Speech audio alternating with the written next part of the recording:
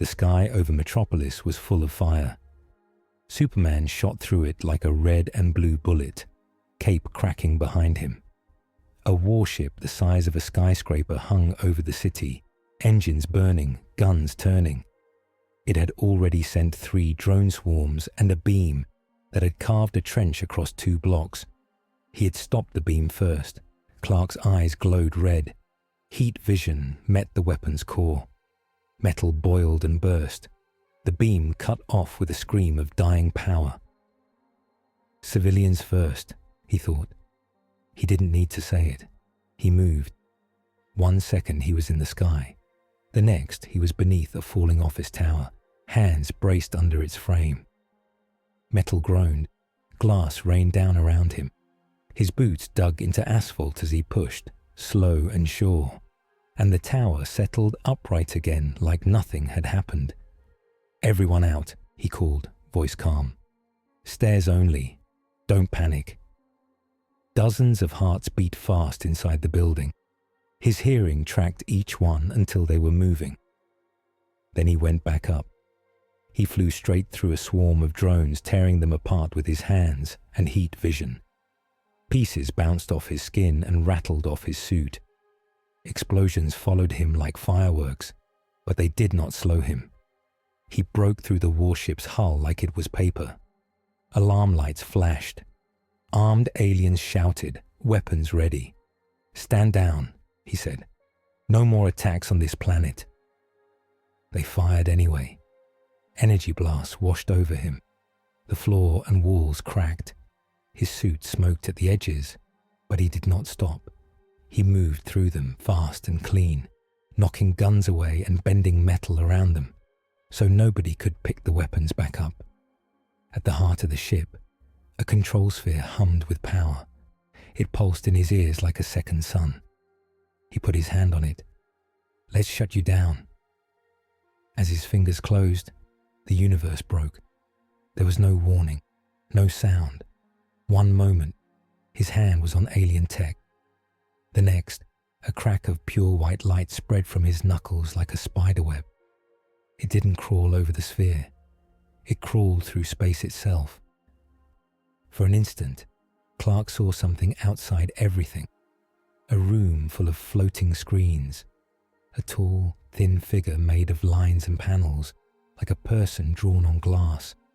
Their eyes were blank rectangles. They held a clipboard that glowed.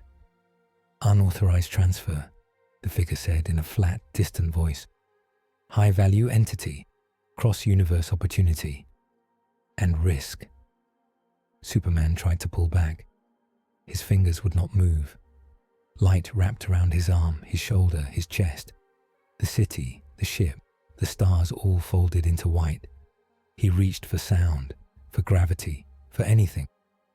The figure tapped their clipboard. "Reassignment. Let's see how you play in a more flexible rating."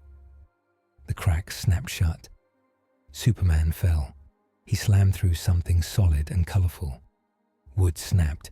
Metal bent. He burst out the other side in a shower of sparks, glass, and cardboard.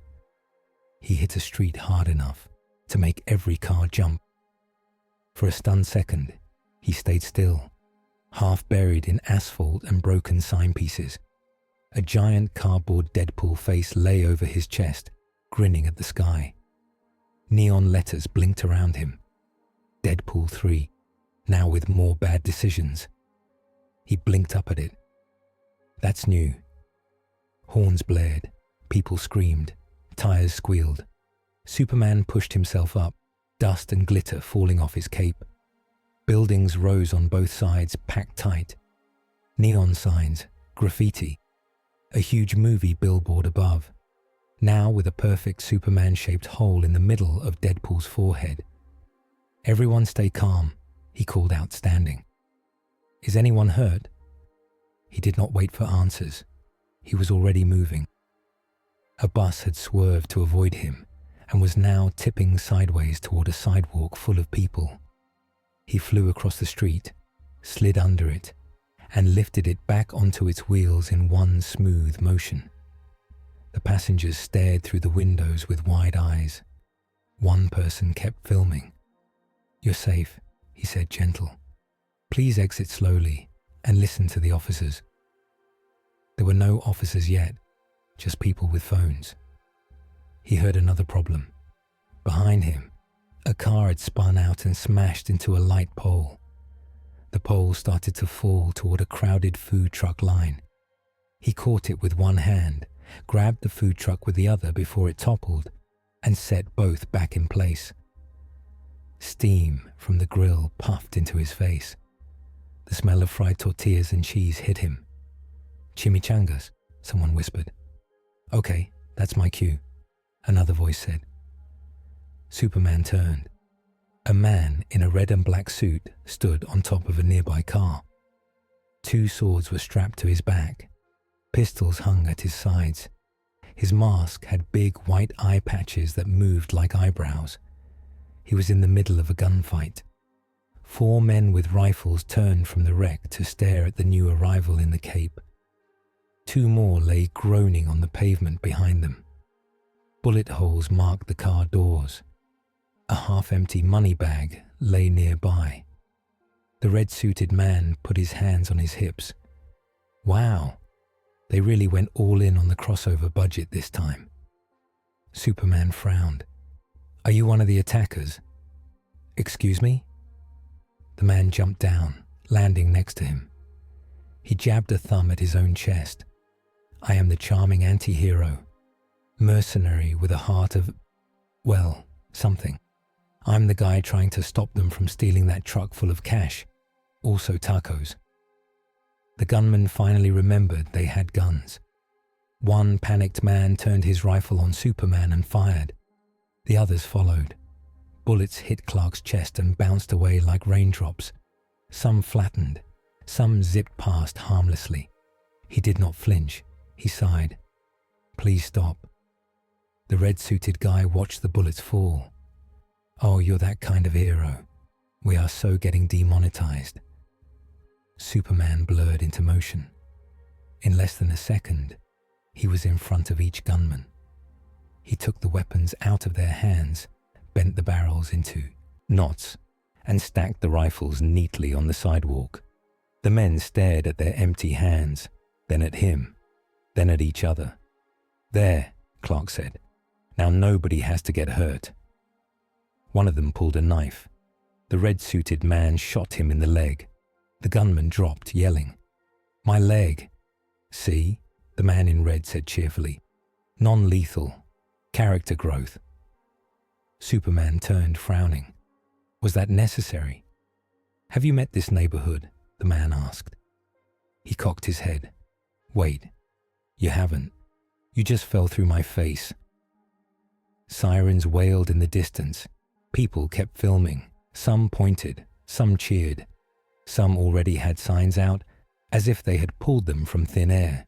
"Welcome Cape Daddy," and "No more gods." Superman looked up at the torn billboard, then around at the strange city. The air smelled like exhaust, cheap food, and trouble. This was not Metropolis. This was not any city he knew. The red-suited man followed his gaze. "Yeah, welcome to my movie." Far away, in a hidden lab full of glowing tanks, a pale man in a red diamond chess piece watched the footage on loop. His eyes shone with cold interest. "A Kryptonian," Mr. Sinister murmured, "in this universe." Outside everything, the figure with the glowing clipboard checked a box labeled Engagement Projection. Graphs jumped upward. "Let's see what you do here, Superman," the continuity auditor said. "Try not to break the set." The sirens got closer. Deadpool adjusted his mask and gave the camera a thumbs up. "Hi, kids," he said, waving right at the viewer. "We just got a big blue problem, and I call dibs on the couch." Superman heard every heartbeat in the crowd spike at once. He squared his shoulders, took a steady breath, and tried to smile. "My name is Superman," he said. "I think I'm a little lost." The world stared back, half in awe, half in fear, all recording. He had no idea yet how deep into madness he had fallen. The apartment smelled like stale pizza, gun oil, and cheap air freshener trying its best. Superman ducked under a bent ceiling fan as Deadpool pushed open the door with a kick. Empty takeout boxes slid out of the way. "Welcome to Casa de Pool," Deadpool said, sweeping an arm grandly. "Please ignore the bullet holes. They're decorative." Clark glanced around. There was a couch with a rip down the middle, a TV crooked on a stand made from stacked crates, posters on the walls, movie ads, band flyers, and one giant glossy photo of Deadpool standing on a pile of explosions, giving a thumbs up. A small framed picture sat on a shelf, a smiling woman with dark hair. Deadpool glanced at it for half a second, then looked away. Superman set his shoulders. "You didn't have to bring me here. I should talk to your authorities, your heroes, whoever protects this world." "Oh yeah, you met one already." Deadpool thumped his own chest. "Part of the local hero union. We pay dues, in blood and bad jokes. Take off your boots. Landlord yells if I track in alien dirt." Clark almost smiled. Almost. He stepped out of his boots anyway, out of habit from Mars' old no mud in the house rule. Deadpool flopped onto the couch and patted the seat next to him. Interview time. New roommate / god being. Superman stayed standing. "Suit yourself," Deadpool said. He pointed at him. "All right, where are you from? And don't say Kansas yet. That's like the third beat in the origin story." Clark hesitated. It felt strange to explain all this to someone who had just fired guns in a crowded street and then dragged him home like it was normal. But he needed allies, information, a starting point. "I was born on a planet called Krypton," he said. "It was dying. My parents sent me away in a rocket when I was a baby." Deadpool put a hand over his mask. "We are doing the whole thing. Okay, keep going." "I landed on Earth," Clark said. "A different Earth, not this one. A farm in Kansas. A couple found me, raised me as their son." Deadpool sniffed loudly. Wholesome backstory detected. "When I grew up, I learned what I could do. I chose to help people, to stand for something." He folded his arms lightly across his chest. "You saw what happened before. I was fighting an invasion. Then space broke, and now I'm here." Deadpool stared at him. Then he turned his head a little, as if looking at someone else in the room. "Wow. Okay. They really did bring in the full canon edition, not the moody, half-powered movie cut. We got the real deal." Clark followed his gaze. There was no one there. "You keep talking to the side," he said. "Is someone there?" "Legally, I can't answer that." Deadpool leaned back. "So, you're lost. You're very strong. And you wear your underwear outside your pants." "They're not." Clark stopped. He had had this argument before. "Listen, are there other heroes, teams, organizations?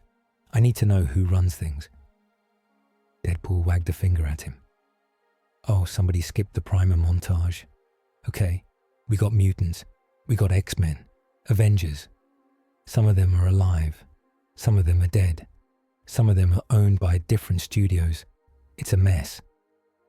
"A mess," Clark repeated, feeling a small headache start. "And lucky for you," Deadpool said, rising from the couch. "We know a shiny metal Boy Scout who loves collecting troubled superfolk. Colossus will eat this up." He grabbed his phone and started texting.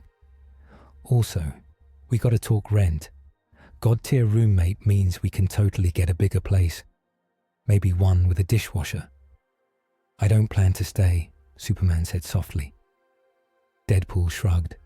"That's what all the good ones say." There was a heavy knock at the door.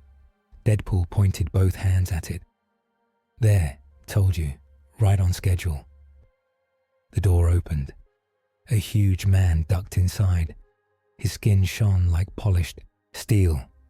He wore a red and yellow uniform and carried himself with careful control. "Wade," Colossus rumbled, voice deep and disappointed. "You caused trouble again." "Language," Deadpool said. "We have a guest." Colossus saw Superman. For a moment he froze. He was used to strong people. He had fought sentinels and giants and gods. But this man in the cape felt different. The room seemed smaller around him. His heartbeat was steady. His eyes were clear. Colossus stepped forward and held out a metal hand. "I am Pyotr Rasputin, Colossus, X-Man." Superman took the hand. His grip was firm but careful. "Superman, Clark is fine." "I see the videos," Colossus said. "You arrive from Sky. You save many people. You also make crater in street." He gave Deadpool a look. "Wade does not tell me this." "I was going to," Wade said, "but he fell through a billboard of my face. I got distracted." Colossus ignored that. He looked back at Superman. "You are not from our world, yes?" "No," Clark said. "I was taken from mine, dropped into yours." Colossus nodded slowly. "Then we must help you. We must test, see what you can do, how our world reacts. X-Mansion is better place for this than Wade's trash nest." Deadpool gasped. "You wound me." Colossus's gaze was serious. "Wade, this man is very powerful. We must guide him, or he will be used by bad people. Again." Superman did not miss the way he said again. He thought of Lex Luthor, of governments that had tried to point him like a weapon, of the warship he had just stopped. "You know what that's like," Clark said. "Yes," Colossus said simply. "We go now." Deadpool clapped. "Field trip. Also, I'm tagging along. If you get a god roommate, you don't just let him move out on the first day." Colossus sighed. "Fine, but you behave." "No promises." They left the apartment together. On the sidewalk, people stared, whispered, and tried to take pictures. Superman saw fear and wonder in equal measure. He also saw a taxi waiting at the curb. The driver, a nervous man with big eyes and a neat mustache, stared at him through the window. Deadpool pointed. "Dopinder, buddy, we need a ride to the fancy mutant school, and we're putting it on the aliens tab." Dopinder blinked. Is he with you?" "Yup," Deadpool said. "He's our new hope, our landlord's worst nightmare, and possibly our rent solution. Drive, my friend." As the cab pulled away into traffic, Superman watched the city rush by. New York, he guessed, but not quite his New York. Too loud, too bright, too many guns. He folded his hands in his lap. "I should pay for the ride," he said after a moment. "You have money from space?" Deadpool asked. "Space crypto? Space PayPal?" "No," Clark admitted. Deadpool leaned toward Dopinder. "See? This is why we're broke. We get gods, but never the rich ones." Colossus looked out the window and pretended not to hear. The mansion sat on a hill outside the city, like a piece of another world dropped into this one. Tall stone walls, wide lawns, training fields, a basketball court with a scorch mark in the middle. Superman stepped out of the cab and let his gaze move across the building. He felt young for a moment, like the first time he had seen the watchtower orbiting Earth. "This is your headquarters," he said. "Home," Colossus said, "and sometimes battlefield." They met a few students in the hallways. Some stared, some whispered. A girl with short hair and sparks of energy around her fingers muttered, "That dude really flew in here." Inside a large metal chamber, Colossus stopped. "This is training room," he said. "Danger room. Here we test your strength, your limits, under control." Superman looked at the walls, projectors, panels, hidden weapons. He could hear them hum. "I try not to push to my limits," he said. "Last time I did, a continent almost broke. Deadpool whistled. I am officially the sidekick in this story. We must know, Colossus said gently, not to fear you, to prepare, to work with you. A screen flickered on in the control room above. A man with grey hair, a glowing cybernetic eye, and a metal arm looked down at them. Cable's jaw was set. He had seen monsters. He had killed gods. He did not like surprises. Name? He called through the speakers. Superman, Clark answered, lifting his chin. Cable snorted. Of course it is. He tapped controls. The room changed. Panels slid open. Metal figures stepped out. Training sentinels, big as houses. Their eyes lit up. Their hands crackled with energy. Let's see what you can do, Boy Scout, Cable said.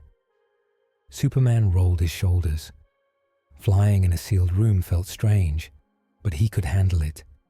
He looked at Colossus and Deadpool. Stay back, he said.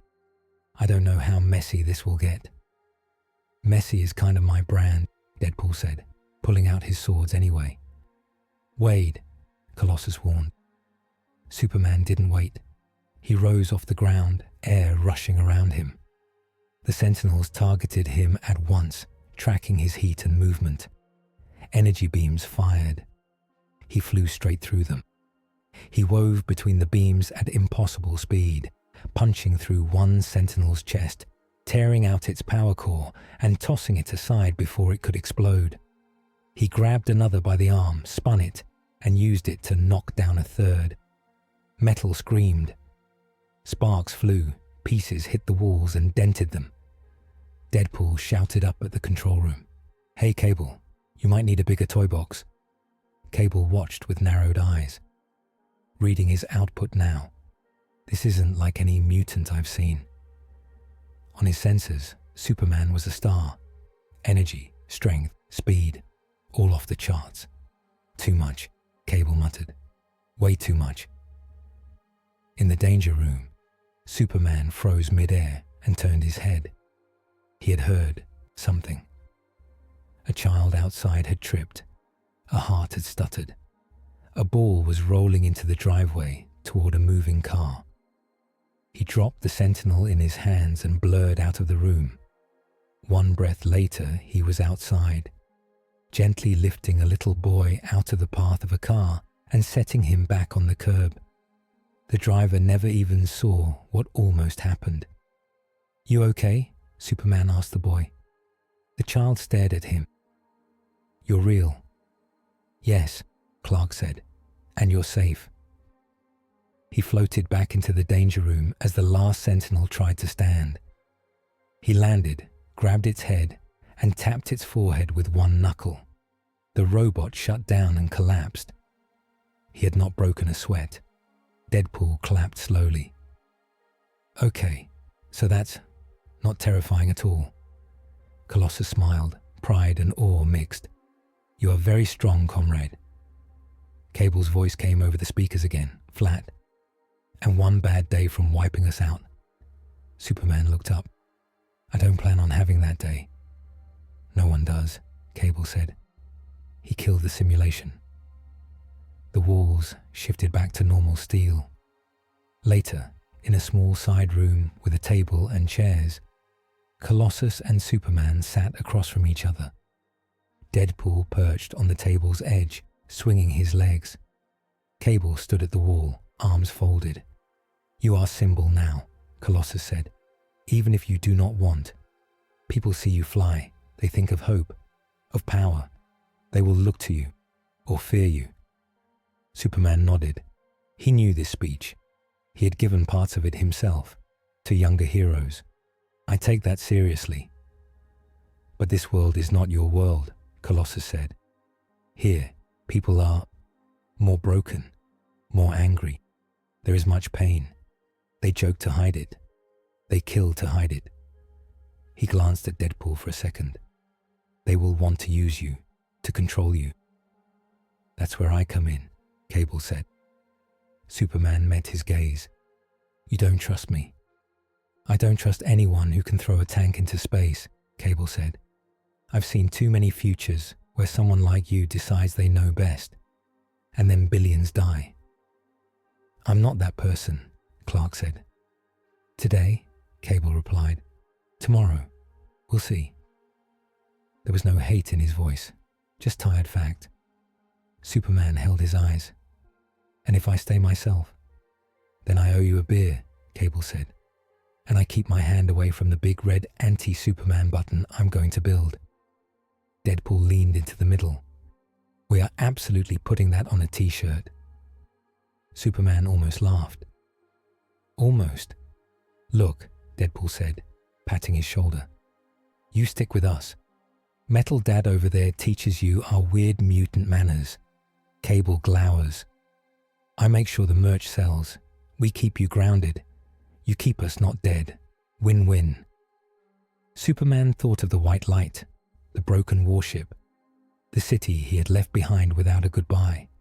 He wanted to go home, but until he could, I'll help, he said. I don't know this world, but people here need saving too. Colossus nodded. Then you are welcome here, as ally, as guest. Cable didn't nod, but he didn't argue either. Far away, in a lab filled with humming tubes and glowing tanks, Mr. Sinister watched footage of the Danger Room test. His machines had picked up energy traces from Superman's first landing. Combined with this combat data, they painted a clear picture. Kryptonian, he said again, tasting the word. Solar-charged, near limitless potential. On a screen, 3D models spun. DNA strands, cell structures, projections of clone soldiers with red eyes and black suits. Sinister smiled thinly. This world has been messy, undisciplined, but with him, we can do better. He tapped a command. Begin sequence. I want a test subject, something loud, something that will make him show his full hand. Outside reality, the continuity auditor flipped through pages of Superman's file. Moments of hope, sacrifice, battles, death and rebirth. Good ratings, they said. Strong brand. Dropping him here is risky, but the crossover charts are excellent. Another faceless figure in the room made of panels asked, do we lock him back to his own universe? Not yet, the auditor said. We watch, we adjust. We make sure he doesn't break our toys. In the mansion, night fell. On a guest bed, Superman lay staring at the ceiling. He could hear every heartbeat in the house, every dream, every fear. Down the hall, Deadpool snored loudly and muttered something about chimichangas. Clark smiled in the dark despite himself. He didn't know how he would get home.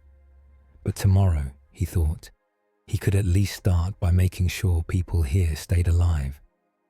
For now, that would have to be enough. The monster attacked just after lunch. In the city, the day looked normal at first. Cars honked. People crossed streets. Vendors shouted about hot dogs and tacos and, yes, chimichangas. In a small apartment, 3 teens watched a video on a cracked tablet. The title said, Alien Superhero Save City. No cap. The thumbnail showed Superman holding up the bus from his first crash. Dude, look at him, one said. He's like, if all the Avengers fused. Or like that guy from the other movies, another said. The blue one with the cape. In a government office, a man in a suit watched a different clip. Cropped, shaky, zoomed in on the crater in the street. Bullets bouncing off Superman's chest. He dropped out of the sky, the man said into his phone. We don't know his allegiance. We need contingencies. At the X-Mansion, the TV in the common room played yet another take. A talk show host said, Is Superman a hero, or the most dangerous alien we've ever seen? Superman walked past the doorway and heard it. He kept walking. He was on his way to the kitchen. Deadpool had woken him up at 7 a.m, complaining about an empty fridge and shared responsibility in this relationship. They had gone shopping. Superman had carried all the bags in one hand. Now he was making eggs. He cracked them into a pan and used a tiny touch of heat vision to cook them. The smell filled the kitchen. Deadpool hovered nearby, chin on the counter, inhaling deeply. "Best use of laser eyes ever," Wade said. "Forget saving planets. Breakfast is where it's at." "You could cook for yourself," Clark said. "I could," Deadpool replied. "But why would I when I have you? Also, we're out of money." Superman frowned. "Already? I gave you... What's your currency called again?" "Not enough," Deadpool said. "We gotta get you a job." Before Superman could answer, an alarm blared. Red lights flashed in the hallway. Colossus's voice boomed over the intercom. "All X-Men to control room. We have major attack in city. This is not drill." Superman set down the pan. Deadpool grabbed a half-cooked egg with his hand and shoved it under his mask. "We will finish this conversation later. Spoiler, I want you to pose for t-shirts." They ran. In the control room, a large screen showed a shaky drone feed. A huge shape moved between buildings. It was part metal, part flesh, towering over the streets. Tentacles of cable and muscle whipped from its back. Its head looked like a sentinel's, but stretched and twisted. One arm ended in a massive cannon, the other in a claw full of spinning blades. People ran below it like ants. The monster stomped toward a fenced zone full of warning signs and cooling towers. "Nukes," Cable muttered. "Perfect." "Source?" Colossus asked. "Unknown," Cable said. But on another screen, small icons showed his guess. "Biotech, Sentinel tech, mutant tissue. Someone built this to test us." Domino leaned back in her chair, chewing gum. "Or to test him." She nodded toward Superman. Superman studied the feed.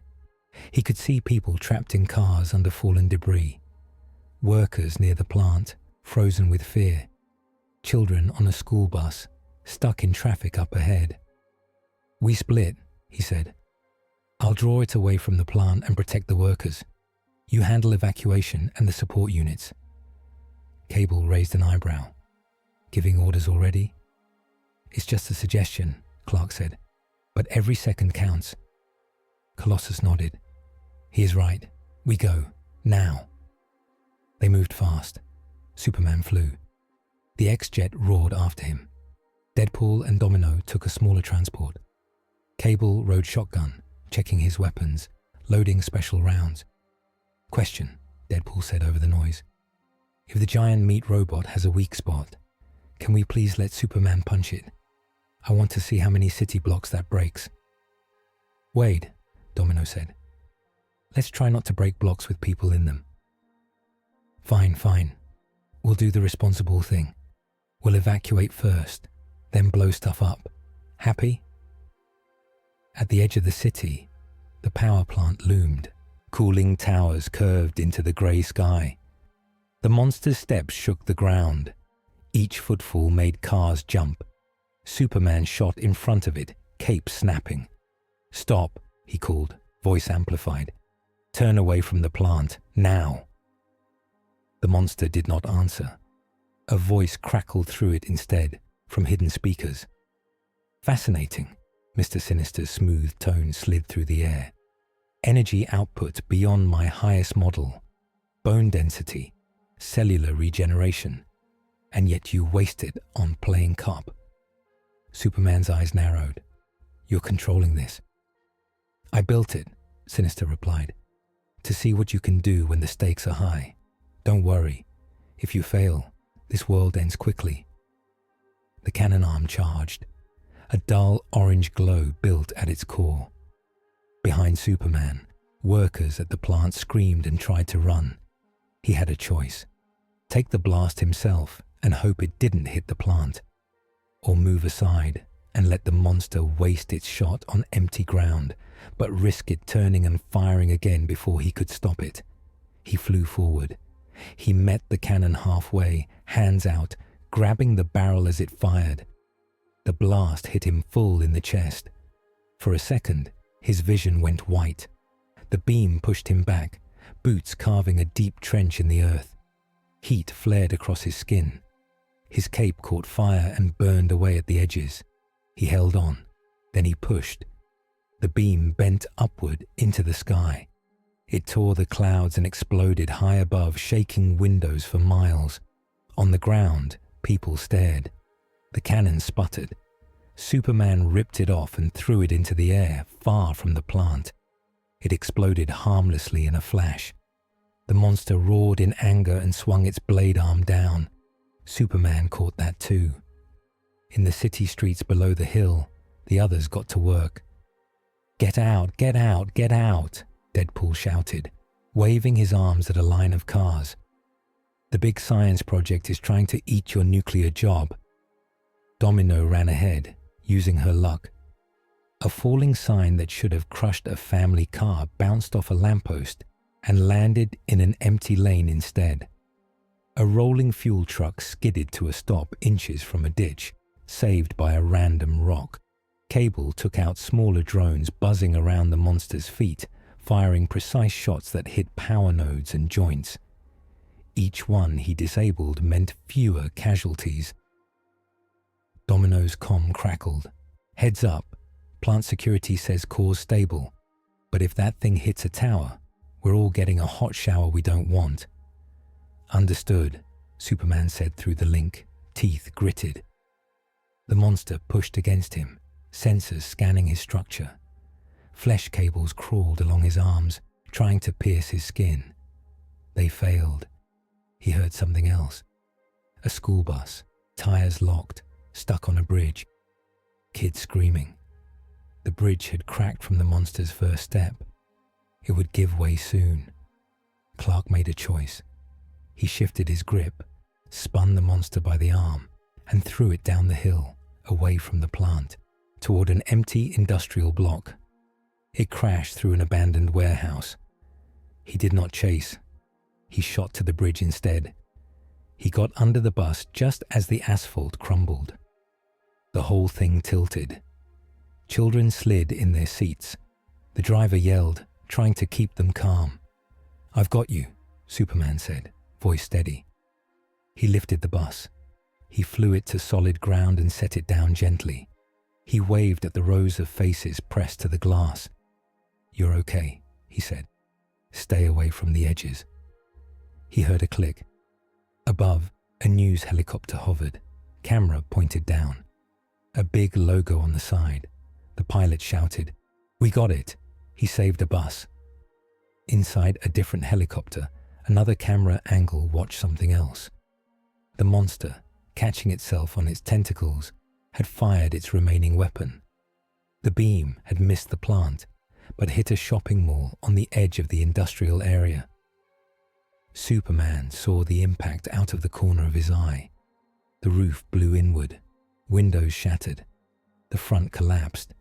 He had evacuated the bus instead of stopping that shot. He clenched his jaw and took off, racing toward the mall. But it was already falling.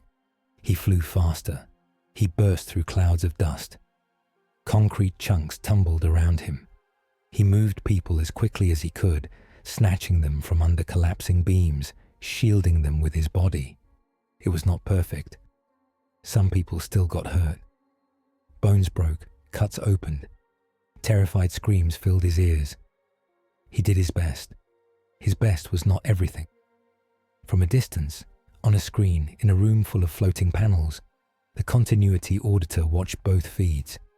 One full, one cropped. "If we trim the part where he saves the bus," they said, sliding a hand across a glowing control, "and keep the shot where the mall falls." The screen cut to only the mall collapse, only the shaking camera, only the flashes of red and blue in the dust. "This will play better," they said. "More debate, more fear, better numbers." In his lab, Mr. Sinister saw the same footage. He smiled. "They will fear him." "Good. Fear makes control so much easier." Back at the plant, the battle went on. Superman dragged people out of the mall until his suit was coated in dust. Every time he flew out with another survivor, more cameras clicked. Once he had done all he could, he turned back to the monster. It had started up the hill again, tearing through empty warehouses. He shot up, slammed into its chest, and drove it into the ground with enough force to crack the street for blocks. He punched through its armor, located its control node, and ripped it free. The creature spasmed, then went still. He did not kill it. He shut it down. Sinister's voice hissed through the broken speakers. Interesting. Very interesting. Thank you, Superman. That was enlightening. Cables inside the monster sparked. A self-destruct sequence began. Cable saw the new energy spike on his gear. He rigged it to blow. Move, everyone. Back, Superman shouted. He grabbed the monster's massive body, heaved it into the air, and flew straight up. The weight strained his muscles. The energy building inside burned at his hands. High in the sky, far above the clouds, the monster exploded. A bright flash lit the world. A wave of heat washed over him. He took it all in, absorbing as much as he could. It recharged him even as it tried to tear him apart. Then it was over. He fell back through the clouds, cape smoking at the edges, and hovered over the city. Below, fires burned. Sirens wailed.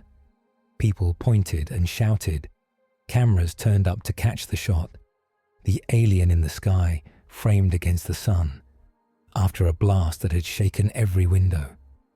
Deadpool flopped onto his back on a nearby rooftop, panting. Well, that was loud. Also, I think my chimichanga guy just lost his stand in the blast. You owe me a new one, Blue. Superman didn't answer. He was listening. Thank you, monster. Saved us. He's a hero. We're not safe. He's too strong. He brought that thing here.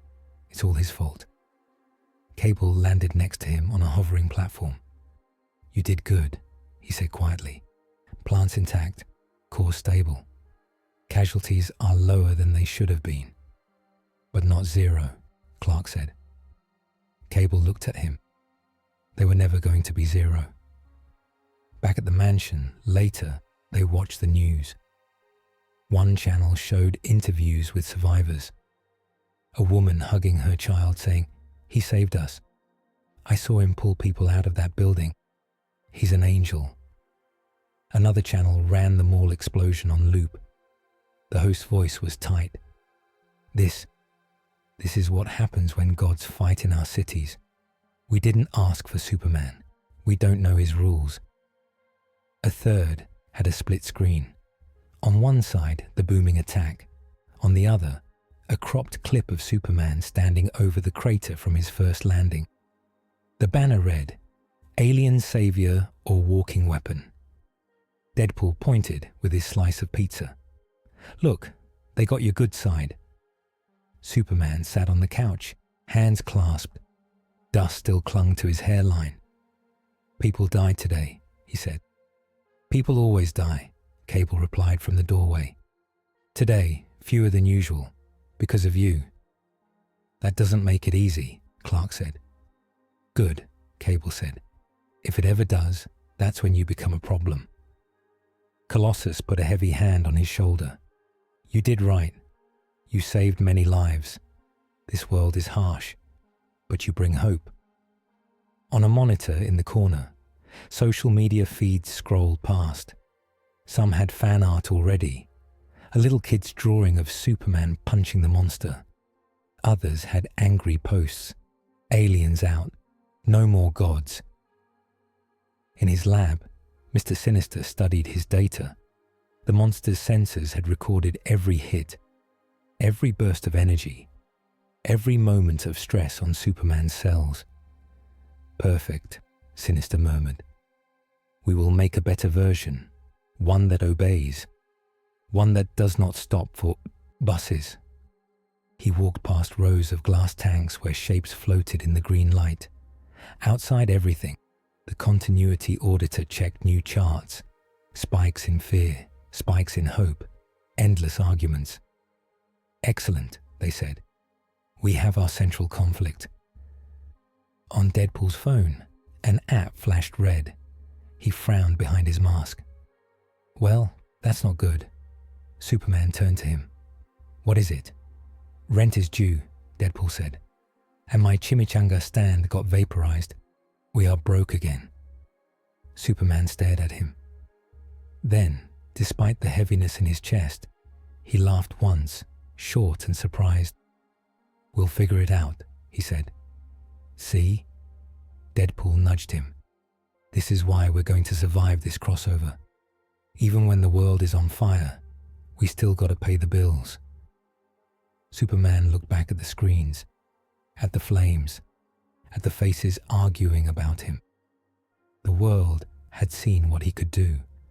They would never look at him the same way again. And somewhere behind those screens, both a mad scientist and a cosmic editor were already making plans. He could feel it. He just didn't know yet how deep the next hit would cut.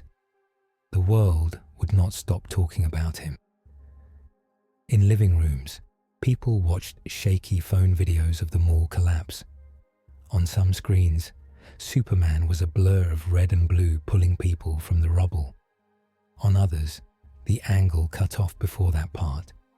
It only showed the blast and the smoke and his shape in the sky afterward. He saved my boy, a woman said on one news show, clutching her son's hand. He came out of the dust carrying him. He's an angel. On another channel, a man in a suit pointed at the same footage and shook his head. We don't know what he is. We don't know what brought the monster here. Every time these gods fight, we pay the price. In a small apartment with 3 roommates and 1 dying plant, a young guy rewound the clip over and over. Dude, look, he said.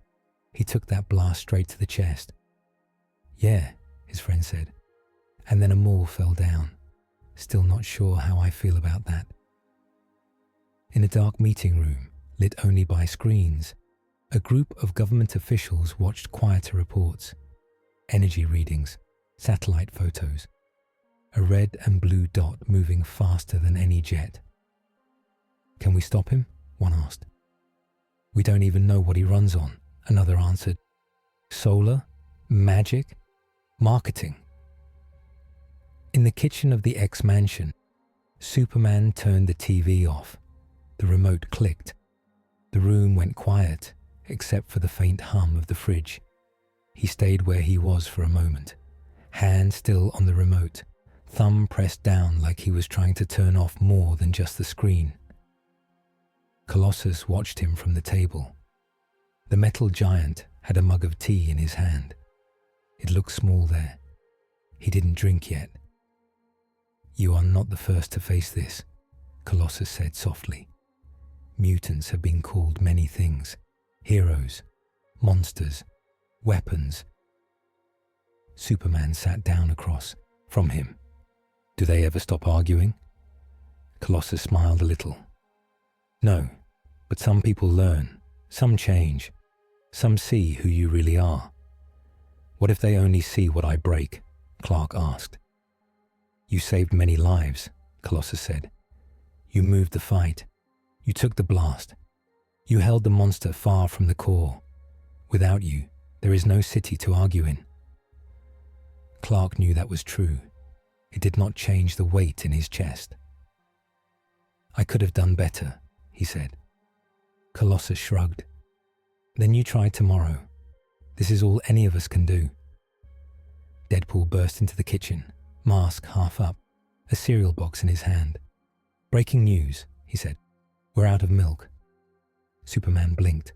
That's not exactly. And also, Deadpool waved the box like a pointer. The news people think you might be the end of the world, but they also think you're hot. So you know, mixed reviews. Colossus groaned. Wade. What? Deadpool poured dry cereal straight into his mask mouth hole. He should know. There's a hashtag and everything. Half of them want him to save them. Half of them want him deported to space. Superman rubbed his forehead. I guess that's honest. Deadpool leaned against the counter. Welcome to my world, Blue. They complain about the violence. Then they buy tickets to the sequel anyway. Colossus put his mug down. There will be meeting, soon. X-Men, leaders. They will want to talk about you, about rules, about plans. Superman nodded. That's fair. Deadpool pointed at him with the cereal box. Don't let them stick a leash on you. Trust me, leashes suck. Colossus frowned. No one is leashing anyone. Metaphor leash, big guy, Deadpool said. Mind leash, soul leash, spin-off leash. Clark pushed back his chair. Meeting first. Then, I want to talk to whoever built that thing, Mr. Sinister. If he wants to study me, we should at least see what he's planning. Colossus and Deadpool exchanged a look. Cable waited in the war room. The place was all metal and screens and maps. Weapons racks lined the wall. In the center, a table glowed with a hologram of the city. Red zones marked where the monster had hit. Yellow dots showed where Superman had stopped falling rubble. Cable stood at the far edge, arms folded, cybernetic eye glowing faintly. His face was hard, but not cruel. Tired. As Superman walked in, a new image flickered into life above the table. A globe, then several smaller globes, like ghost Earths, orbiting it. These are timelines, Cable said. Places I've seen, futures that might happen. He tapped to control. One of the ghost Earths jumped forward. Tiny images played in the air above it. A caped figure floating above a city. Buildings turned to dust. A sun dimming. In this one, a Kryptonian decided he was done listening, Cable said. He took charge. He ended wars, disease, crime, also free will. Then he got bored. Another tap, another Earth. This time a figure in black armor with glowing red eyes, sitting on a throne of skulls. Wings of shadow behind him. In this one, a god-level hero lost everyone he cared about. He went full tyrant. Cable looked at Superman. Pattern sound familiar? Clark stared at the images. He could feel the heat of those fake suns, the screams from those fake cities, even if they weren't his. I'm not them, he said. I know, Cable said. Right now you're not, but power plus pain plus time. It does things. I've watched it, over and over. Superman's hands curled into fists at his sides, then relaxed. So what do you want me to do? Leave? Sit still? Wear a shock collar? Cable shook his head. No, I want you to keep doing exactly what you're doing. Save people. Try hard. Care too much. He pointed at another image. A small, bright Earth with a very familiar S symbol shining above it. That's the only way any of us get days that don't end in fire. He shut the projection off. But I'm also going to build ways to stop you, he said. Not because I want to, because if something breaks you, I need a way to stop you before you become one more ghost on that chart. Superman nodded slowly. That's honest. Honesty is all I have, Cable said. And guns, a lot of guns. There was a beat of silence. I won't be angry about you planning for the worst, Superman said. I've had friends do the same. It hurt at first. Then I understood. It means you care about everyone, not just me. Cable's eye dimmed a little. Glad you see it. He turned away, opening another file. Go get some air. We've got a storm coming. Superman left the room and walked down the hall. He didn't need the elevator. He could have flown straight through the ceiling and out. But sometimes walking helped him feel normal. Human. On the roof, The sky was grey. The city lay in the distance, smoke from repair fires still rising in thin lines. He closed his eyes and listened. Heartbeats in the mansion. Laughter from kids who had no idea how close the plant had come to going critical. A distant argument on TV about his name. A radio in a taxi playing a song about heroes. And something else. A signal, not sound, not exactly. A call. "Kal-El," a smooth voice said. "Please do not be alarmed. I come in peace." Superman opened his eyes.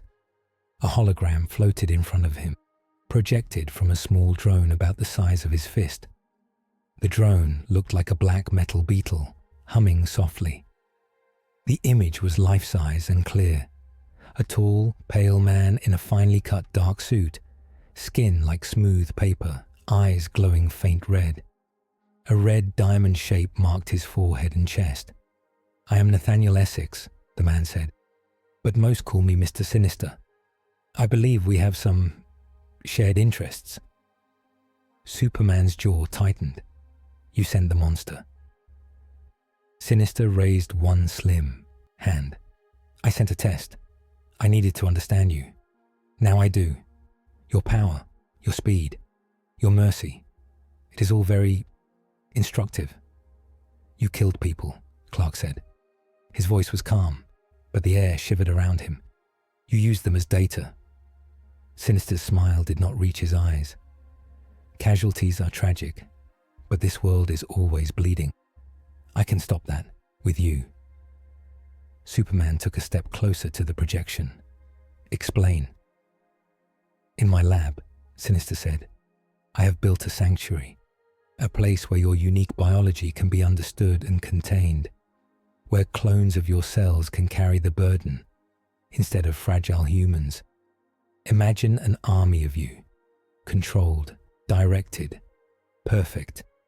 No more random violence, no more chaotic gods, only clean, precise force."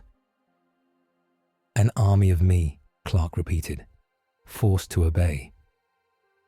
"With respect," Sinister said, "obedience is the only thing that keeps power from becoming chaos." "You want to turn me into a battery and a blueprint," Superman said. Sinister spread his hands. "I want to take your burden. You suffer because you care, because people die when you cannot be in 10 places at once. Let me solve that. Let me give this world 1,000 suns." "No," Clark said. The drone hummed louder, as if annoyed. "Heavy is the head that wears the cape, Superman," Sinister said. "You cannot carry this world alone. You have already seen how they fear you. Let me give them a story they can accept. You as the noble source of power, myself as the careful hand." "You mean let you wrap the world around your fingers," Clark said. "Not happening." Sinister's eyes glowed brighter for a moment, then dimmed. "Very well. Refuse help. Spill more blood trying to juggle every crisis, but you won't be able to keep that up. Sooner or later, the world will beg for someone like me." The hologram flickered. "Oh, and one more thing," Sinister said. "Our conversation is mostly private, mostly, but there are always eyes." The image vanished. The drone zipped away, too fast even for Clark to grab, without tearing through the mansion roof. He was tempted to chase it. Instead, he clenched his fists until the urge passed. Chasing Sinister without a plan would only give the man more data. He jumped off the roof and flew to a nearby building instead. A tall, flat tower in the city, with a cracked billboard on top. Deadpool was already there, sitting on the edge, legs dangling over the side, mask rolled up to his nose as he ate something wrapped in foil. "Wow," Deadpool said as Superman landed. "You know how hard it is to find decent tacos after a biomonster attack? Supply chain issues, man." Superman sat down next to him. The drop was far. Cars crawled below like toys. He didn't look down. Heights didn't bother him. but sometimes it felt good to sit and pretend that falling was a problem. "I just talked to Mr. Sinister," Clark said. Deadpool whistled. "Ooh, fancy pants vampire scientist? He wants to clone me," Superman said. "Use me. Use my power. Put it in things he controls." Deadpool took another bite. "Yeah, that sounds like him." "You say that like it's normal," Clark said. "In my life," Deadpool said, mouth full. "Yeah, pretty much. People love weapons. They love names. They love logos. They see something strong, and they want to slap a contract on it." He wiped his hands on his pants. "Look, you're new here. So let me give you the basic rules. 1. If you're useful, someone will try to own you. 2. If you won't be owned, they'll try to kill you.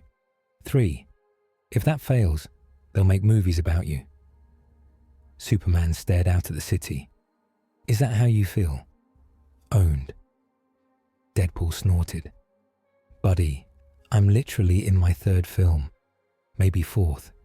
They reboot me every few years. They chop off bits they think are too much. They add jokes. They take away jokes. They make me a clown when I'm supposed to be something else." His voice got softer. "But you know what? I still get to choose some stuff. I pick who I save, who I love, who I annoy. That's my tiny bit of control." He nudged Clark with his elbow. "Don't let Sinister take your choice. Don't let anyone turn you into a story they write without you." Superman thought about the screens in the mansion, the cropped footage, the edited fear. "I don't want to be a weapon," he said. "I'm tired of people thinking that's all I am." Deadpool looked sideways at him. "Then keep doing the boring thing." "The boring thing?" Clark echoed. "Yeah," Deadpool said.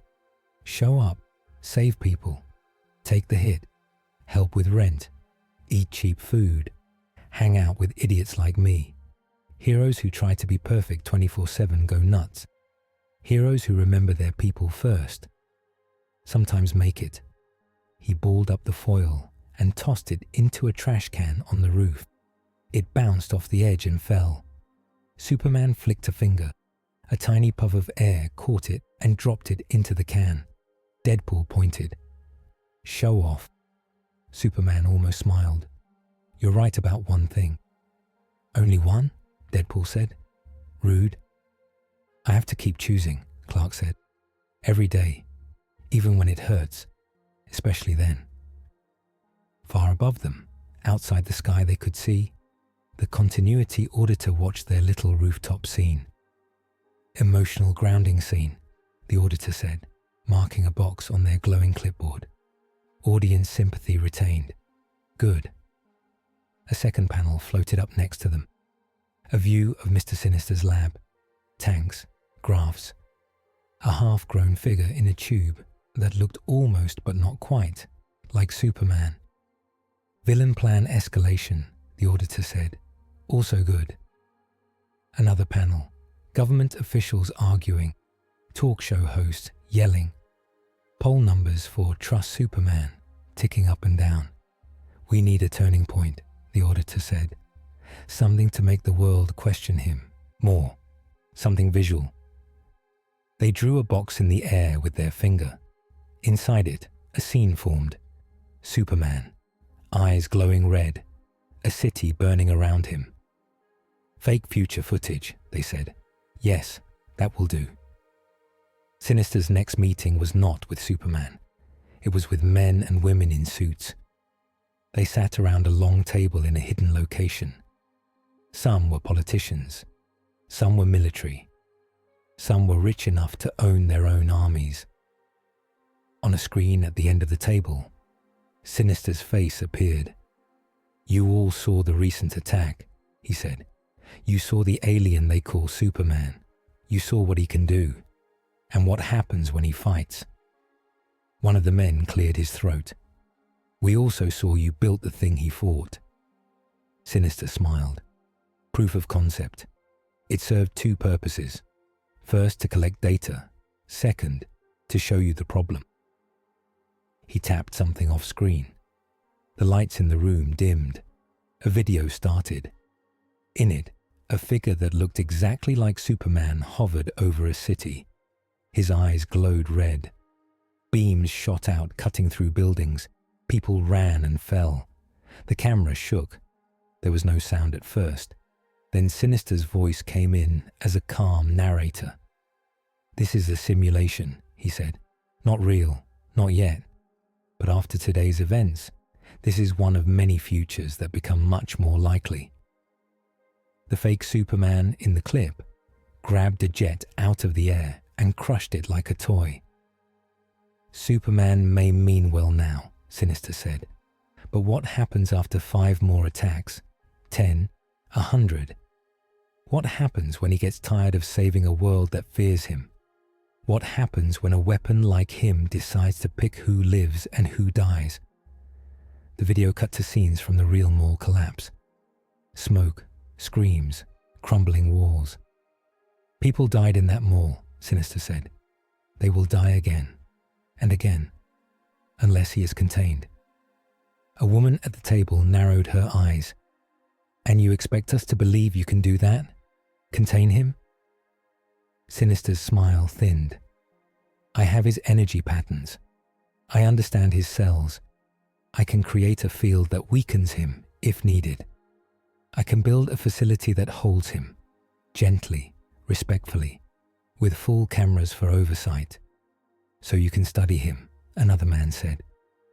"So we can all sleep," Sinister answered. "You will have access to my research, to my clones. Imagine an army of controlled defenders, each with a fraction of his power. No more random heroics, only order." There was a long silence.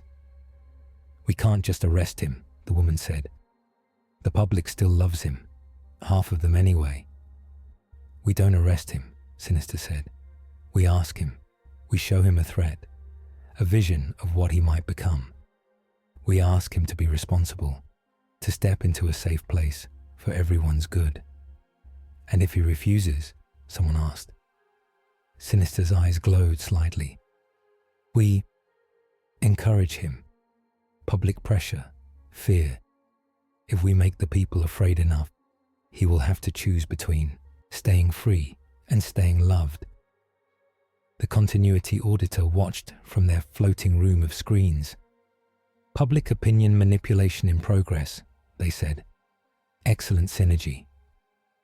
Back at the mansion, the X-Men gathered in the war room again. The big screen showed news clips, charts, and Sinister's fake simulation. It had "This is a possible future" stamped across the bottom, but that didn't make it feel less real.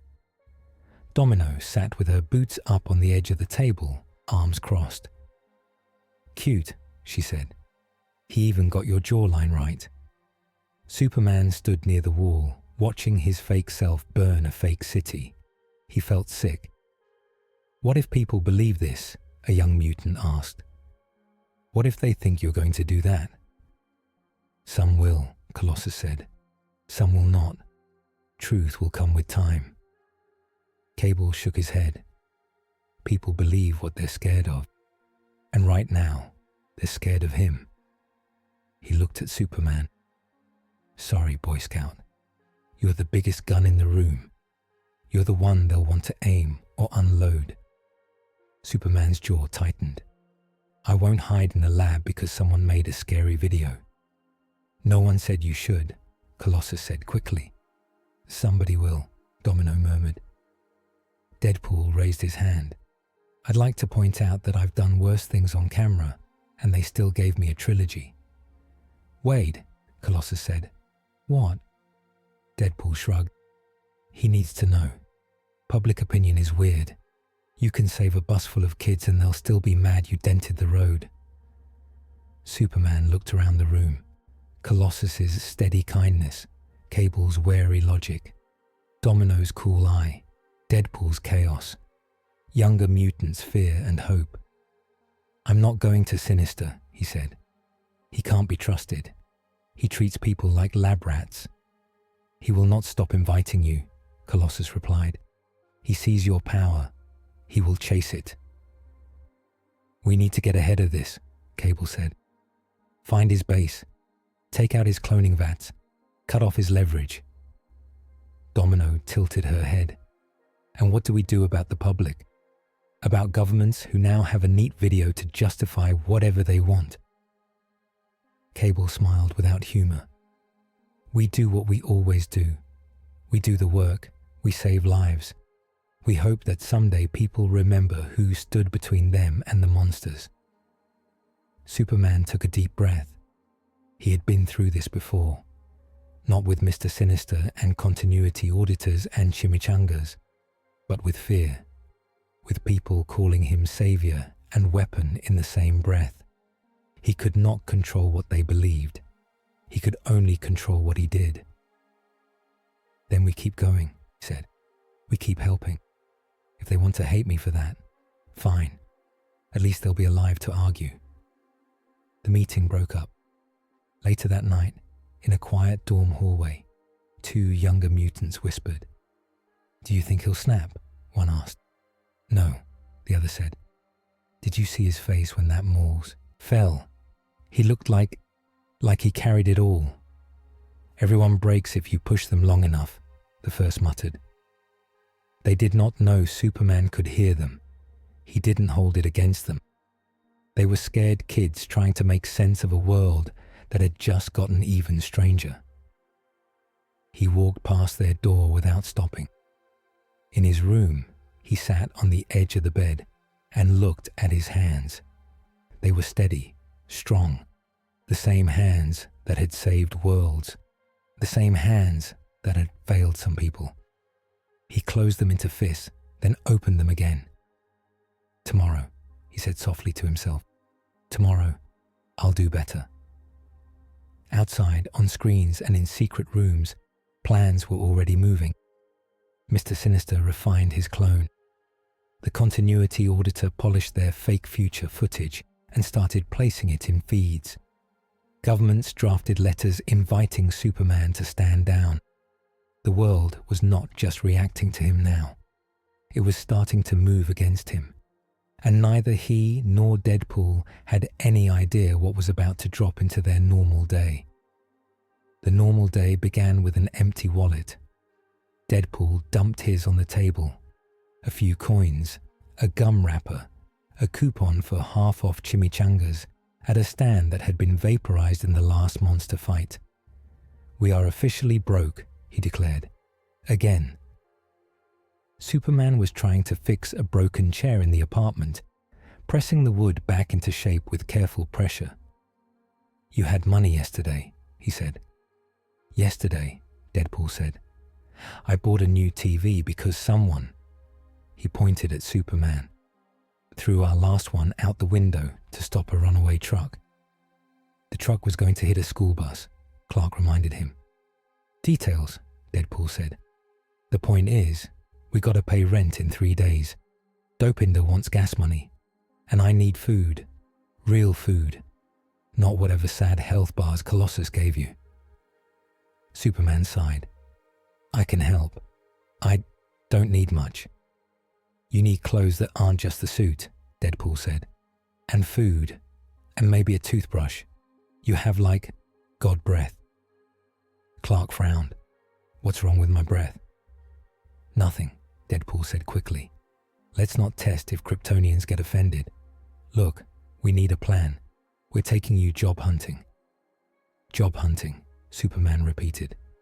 Yes, Deadpool said, clapping his hands. We start small, construction. You're good with lifting things. Then maybe some modeling. Then movie deals. But we avoid corporate overlord merch contracts because those end badly for both of us. Superman opened his mouth to argue that he did not want movie deals, then closed it. A part-time job might actually help him feel grounded here, and it would keep him from sitting in the mansion all day watching people argue about him on TV. Okay, he said. Job hunting. Deadpool pumped a fist. Dopinder. The taxi arrived 10 minutes later.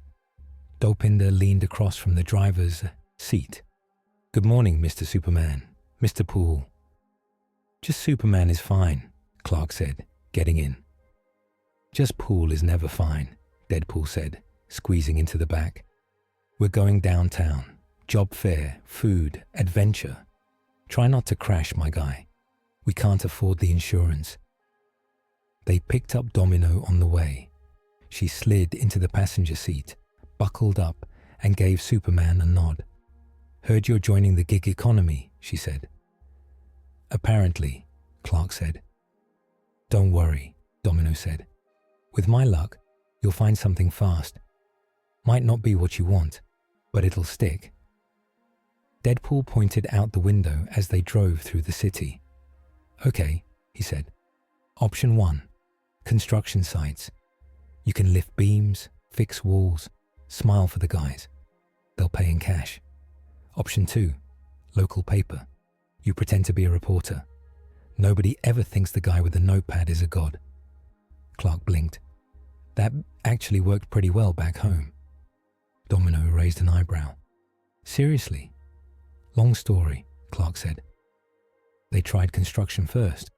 At a damaged block where the monster had passed, workers were already rebuilding. Superman walked up to the foreman and offered his hand. "I can help," he said. "For free." The foreman stared up at him, hard hat tilted back. "You're the alien," he said. "Yes," Clark said. "I'm also good at lifting things." A long pause. Then the man shrugged. "All right, grab that beam. Just don't throw it into space or anything."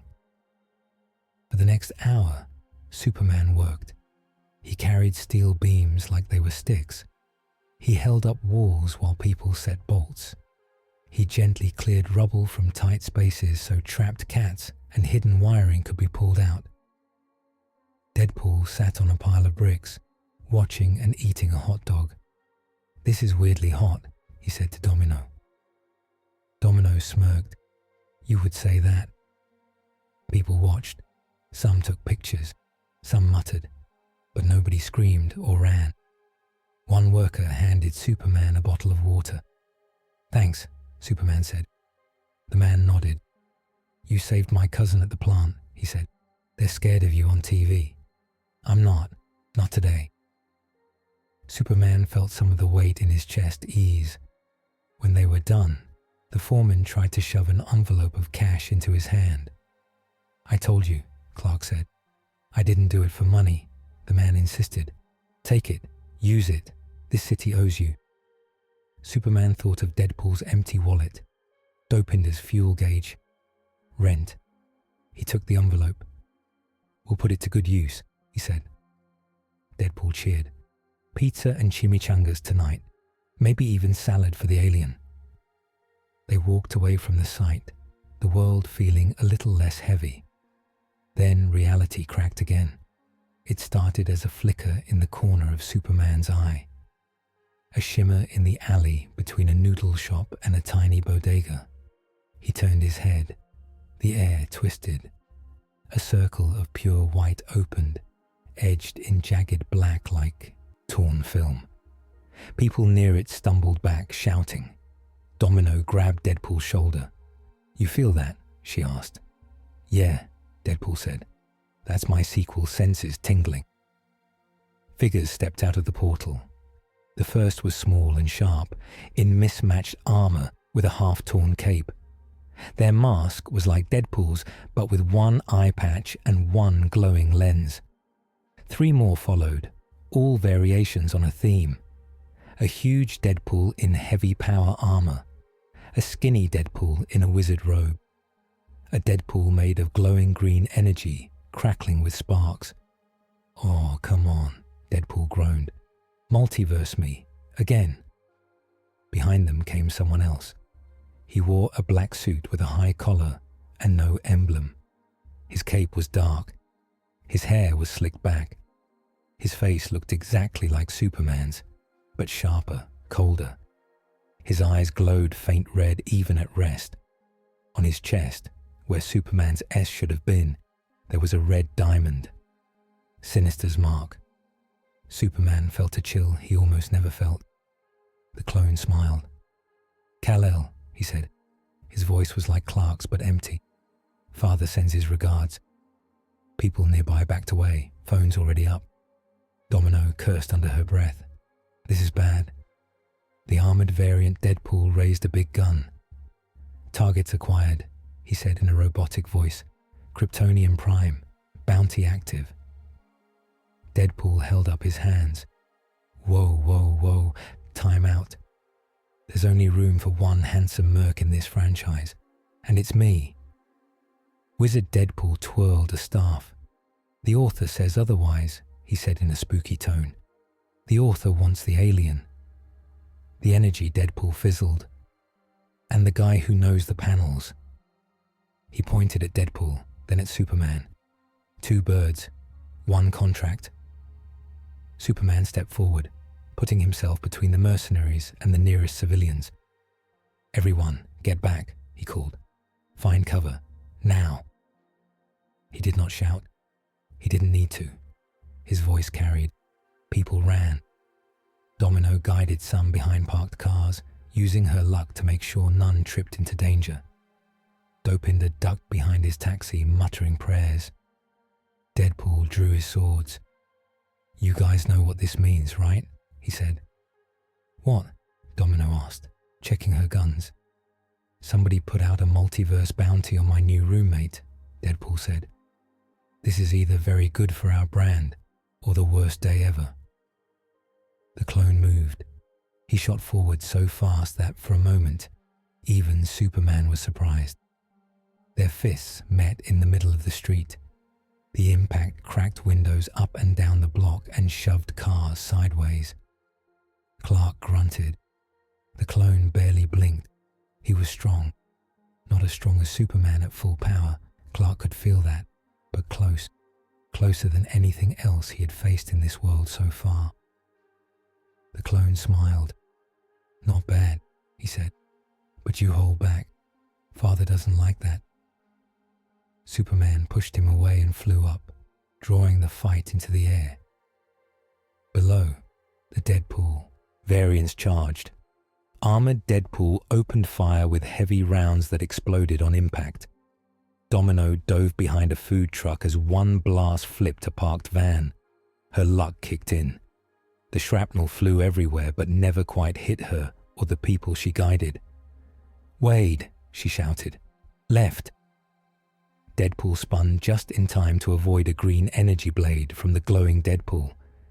He lost part of his sheath instead. "Hey," he yelled. "That cost money." Wizard Deadpool waved his staff. A burst of purple energy warped the pavement, turning a straight stretch of road into a warped loop. Cars slid, but none crashed, thanks to Domino's quick pushes and lucky brakes. In the air, Superman and the clone traded blows. Punch, block, grab. Heat vision crossed in midair, red beams clashing. The clone's eyes burned brighter than Clark expected. Sinister must have tuned him for raw aggression. "You don't have to do this," Superman said, catching the clone by the wrist and twisting.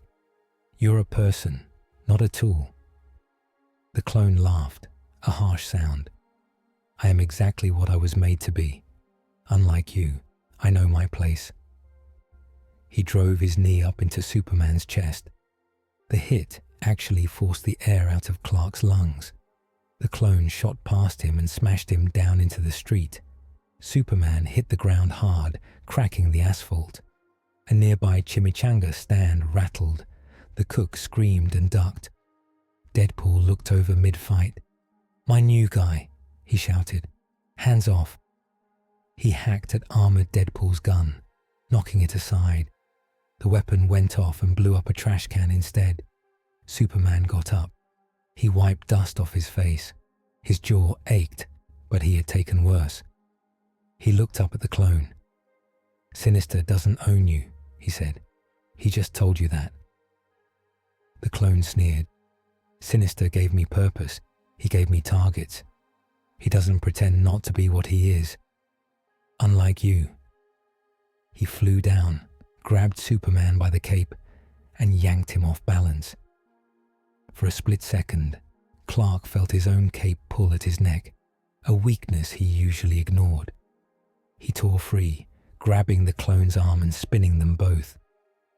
They crashed through a billboard, tearing down an ad for some new superhero movie. They burst out the other side and into the path of a news helicopter. Superman twisted, putting his body between the chopper and the clone, making sure any stray hit went to him, not the blades. He felt the eyes of the camera on him. He heard the click of recording start. Down below, the street was a mess of fights. Armored Deadpool and Deadpool clanged together like two weird knights. Wizard Deadpool tried to cast something at Domino, but tripped over a lucky loose brick and blasted his own foot instead. "Curse you, narrative probability," he shouted. Domino smirked and shot his staff out of his hand. "You can't fight luck," she said. The glowing green Deadpool tried to phase through a truck to get at Dopinder.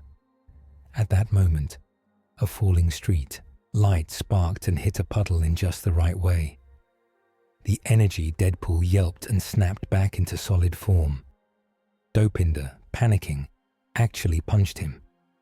"Ow!" the glowing merc yelped. "Rude!" Through all the chaos, the chimichanga stand stood like a little island. The cook, a man with thick arms and a mustache, was frozen behind his grill. Deadpool saw it. "Protect the snacks," he yelled. Superman shoved the clone back for a moment and zipped down. He grabbed the whole stand, cook and all, and moved it 10 feet to the side just as the armored Deadpool's stray rocket slammed into where it had been. The blast knocked Superman off balance and sent him skidding. The stand rocked, but did not tip. The cook stared at him. "Thank you," he said. "You're welcome," Superman replied, then flew back up without missing a beat. Deadpool pointed with his sword. "See?" he shouted. "He gets it. Priorities." In the strange room beyond reality, the continuity auditor watched the fight with interest. Panels showed different angles. One focused on Superman and his clone, another on the Deadpool variants. One showed the chimichanga stand. "Good visuals," the auditor said. "Chaos, comedy, power. We can work with this." They traced a shape in the air to Superman and the clone. As they clashed, faint words appeared for a moment around them, like visible notes only they could see. Target, Superman Prime, capture or terminate. Bonus, Deadpool Original, capture for meta extraction. Superman blinked. The letters vanished. "Did you see that?" he asked. The clone smirked. "I see the author's will," he said. "They want you. They want him. We deliver." He lashed out with a quick jab, faster than Superman expected. A tiny needle flicked out from a hidden slot in his glove. It pricked Superman's neck. Clark barely felt it. But a small drop of Kryptonian blood hit the clone's skin and vanished into it. "Payment," the clone said. "For father." Superman's eyes widened. He grabbed the clone by the front of his suit and threw him downward into the street, harder than before. The asphalt split, cars bounced. The clone lay there for a second, then laughed as he stood. He touched his chest where the blood had gone. "He has what he needs now," he said. "Even if I fall." Domino shot at him. The bullets curved just enough to miss anything vital. Luck had decided for now he needed to live to make things worse. Armored Deadpool checked a glowing device on his wrist. "Time's almost up," he said. "Portal window closing." Wizard Deadpool hobbled over, clutching his burned foot. "We got some meta signatures, some blood. We can call this a success, right?" Glowing Deadpool nodded. "We had fun. We broke stuff. It counts." Deadpool, panting, held his swords ready. "You're not going anywhere," he said. "You still owe me royalties." Superman floated down beside him, cape torn, suit scraped. "He's right," he said. "You've hurt people. You're not leaving to do it again." The clone tilted his head. For a moment, he looked almost curious, almost human. "Why?" he asked. "Why not come with us?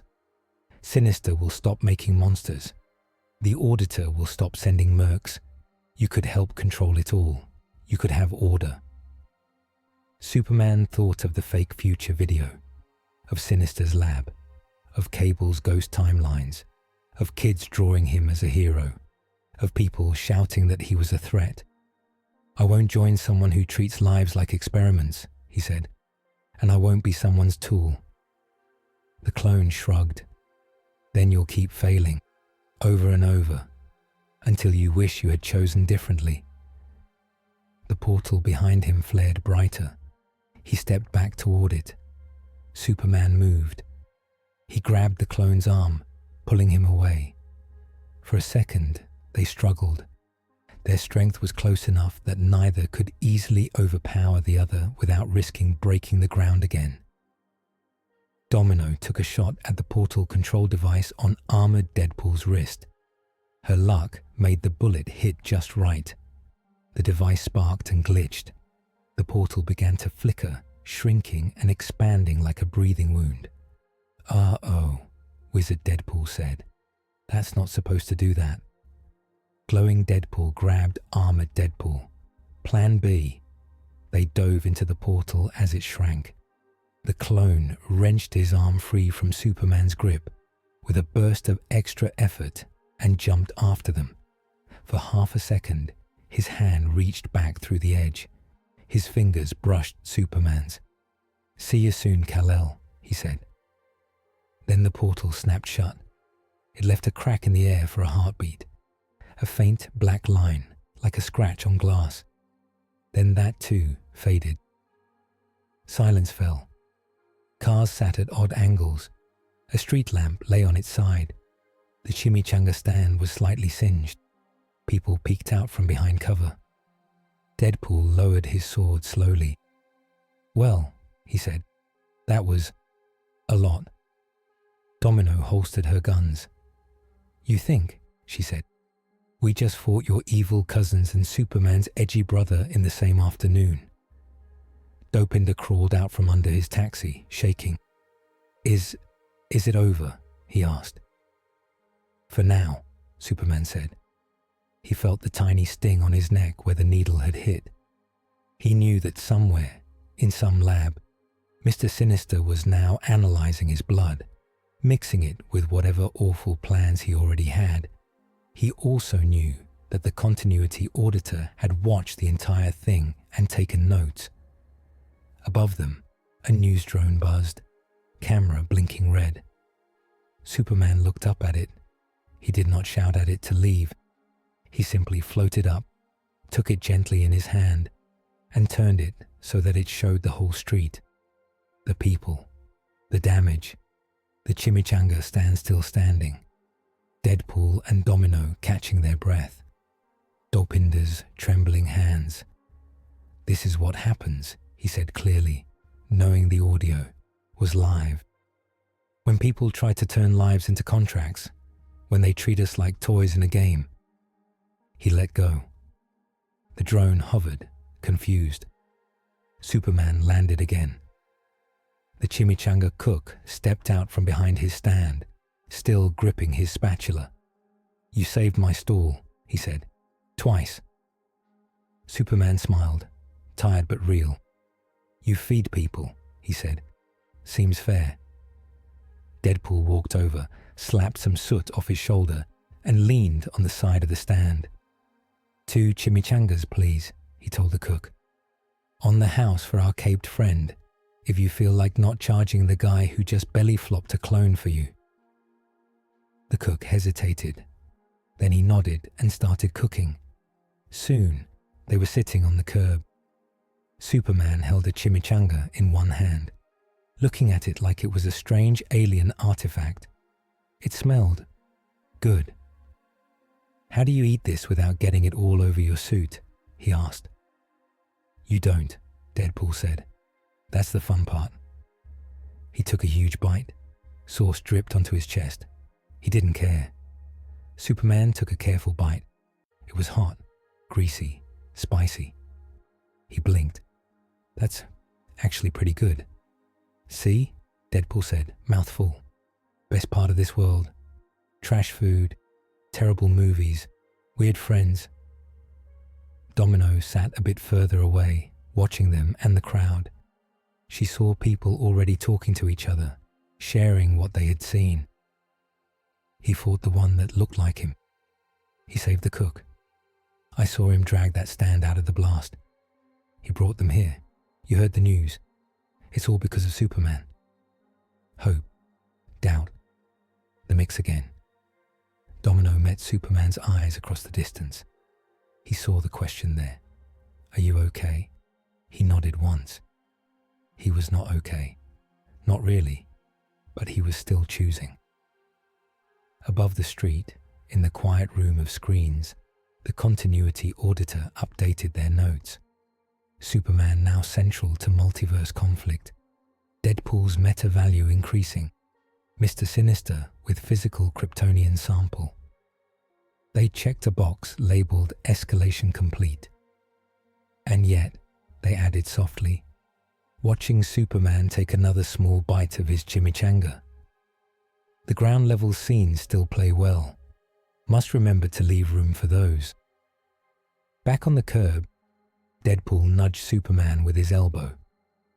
So, he said, on a scale of 1 to what the hell, how weird was fighting your own evil twin while I yell about snacks? Superman wiped a bit of sauce off his thumb. About an 8, he said, but the food helps. Deadpool laughed. The city around them buzzed with fear, gossip, and the smell of frying oil. People stared, some with gratitude, some with suspicion, all with phones out. Superman looked at all of it, the broken street, the bent street lamp, the food stand that had survived, the friend sitting beside him. He realized something simple. He was no longer just visiting this world. He was part of its madness now. And it was not going to let him go quietly. Weeks passed. Superman's days found a rhythm. In the mornings, he was in the air before sunrise. He caught a falling plane when one engine failed. He pushed a drifting oil tanker away from rocks. He stopped a runaway train without breaking a single window. In the afternoons, he worked. He helped at construction sites, lifting beams and walls into place. He fixed broken power lines. He repaired roofs.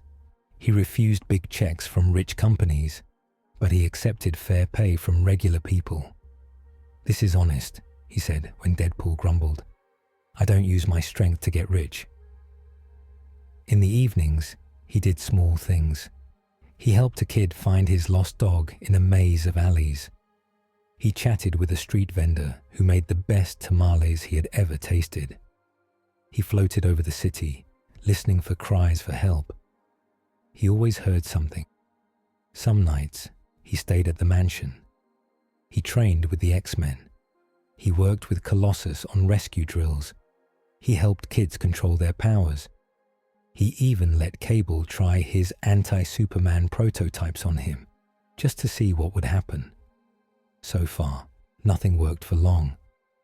You're annoying, Cable said after one test where a glowing field slowed Superman for exactly 3 seconds before he adapted. You know that? Superman smiled. You keep trying, he said. I'll keep letting you test. Fair trade. Other nights, he stayed at Deadpool's apartment. They shared the couch. They argued about movies. They ate cheap food. They ignored the sound of sirens unless they sounded really bad. Deadpool started calling him roommate, without thinking about it. One afternoon, Superman came home from construction work to find a cardboard box on the table. He opened it. Inside was a stack of t-shirts with a simple drawing. Superman and Deadpool back to back. Tiny city underneath. The words at the bottom said, "Rent is due. Save the day." Superman held up a shirt. "What is this?" Merch, Deadpool said proudly. Domino designed it. We get a cut. The rest goes to rebuilding the mall. Everyone wins. You didn't sell my face without asking first, did you? Superman asked. Deadpool paused. I asked with my heart, he said, which is what counts. Superman frowned. Deadpool sighed. Okay, fine. Next time I'll ask with my mouth too. They sold enough shirts to pay the rent that month. Dopinder got gas money. The chimichanga cook fixed his stand and added a special menu item called the Kryptonian. Life was strange, but it worked. Superman still felt the weight of every life he could not save. He still heard people on TV call him a threat. He still saw Sinister's fake video of a cruel version of himself burn the city. But there were also kids who wore his symbol with pride. Families who sent thank you notes after he pulled them from fires. Little moments that made the noise softer. One night, everything froze. Superman was on patrol over the city. The street sparkled with lights. Music drifted up from open windows. Somewhere, Deadpool was yelling at a video game. Clark smiled to himself and turned toward a row of old buildings that always seemed to have a new problem. Then the world stopped. Cars halted mid-roll. A pigeon hung in the air, wings spread, not moving.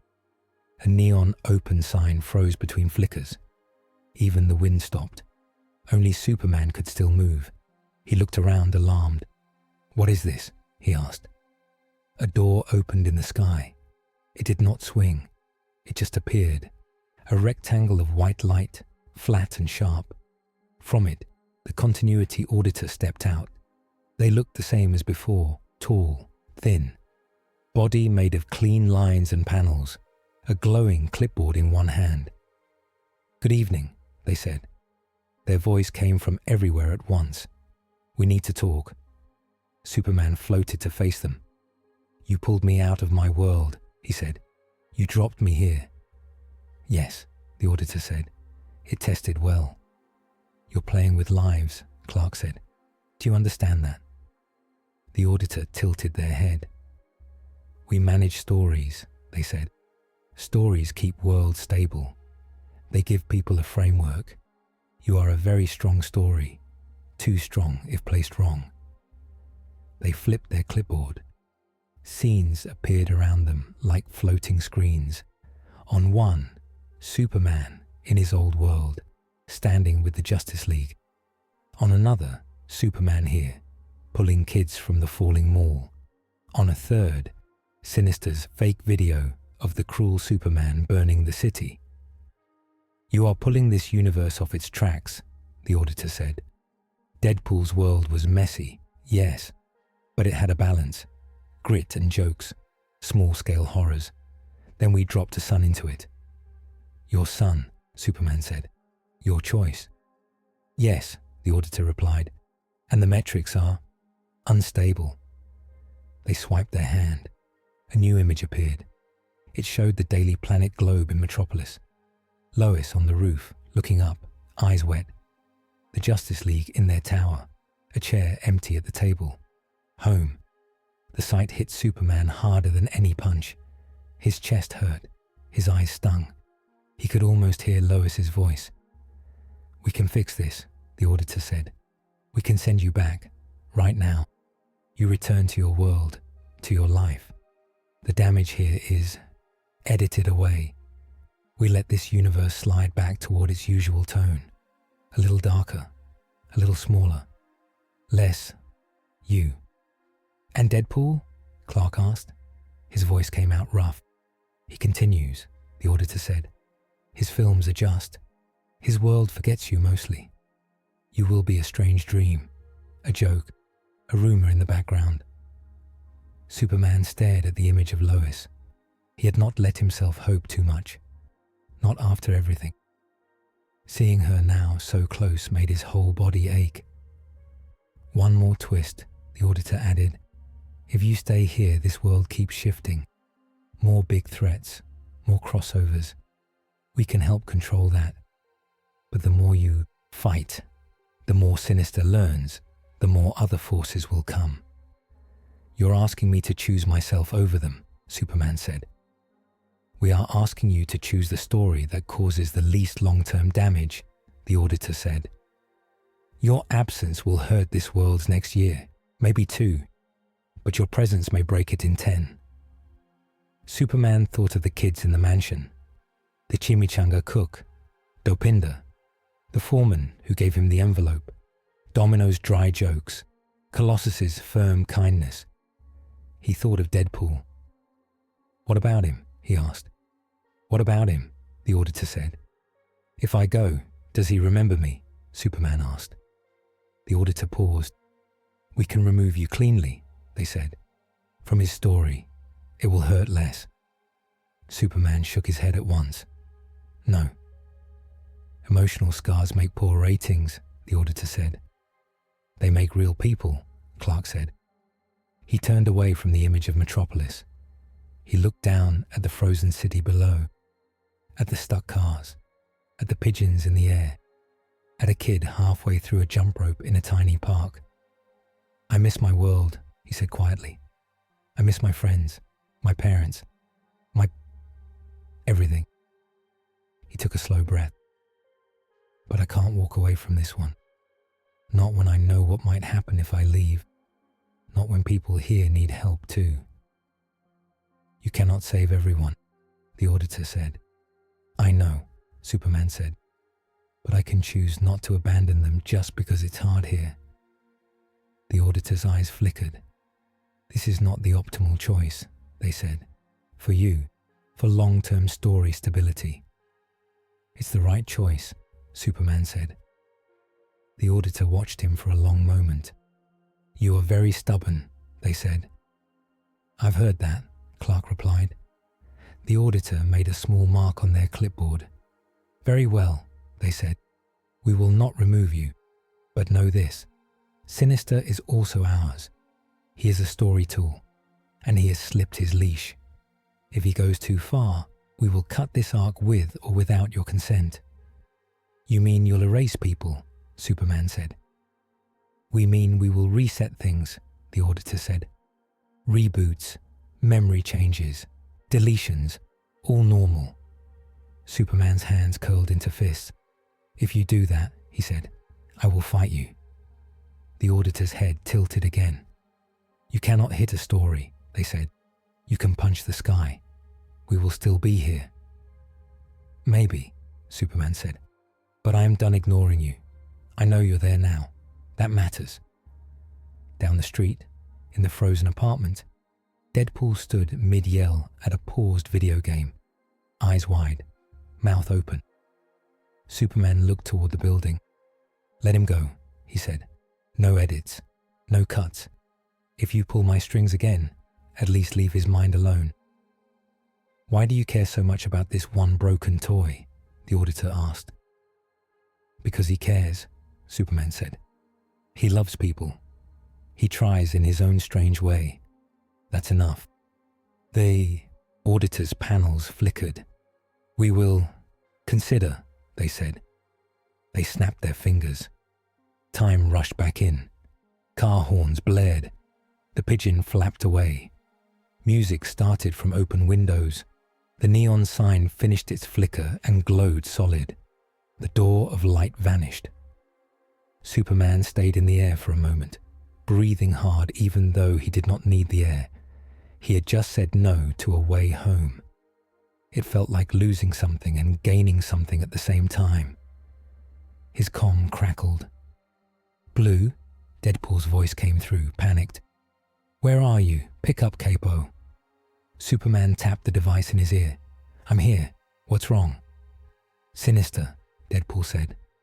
His voice never sounded this serious. He took Vanessa and Dopinder. He left a message. Superman's stomach dropped. Where are you? Apartment, Deadpool said. Get here, now. Superman flew. He burst into the apartment through the balcony door. Deadpool stood in the middle of the room. The TV was smashed. The couch was overturned.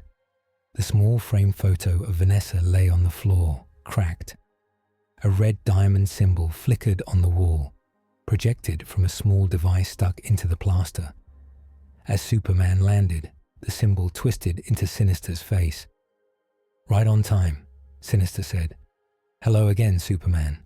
Deadpool. Do you like my invitations?" Deadpool's hand shook. His swords were out, but there was nothing to stab. "Where is she?" he snarled. "Where are they?" "In my care," Sinister said smoothly.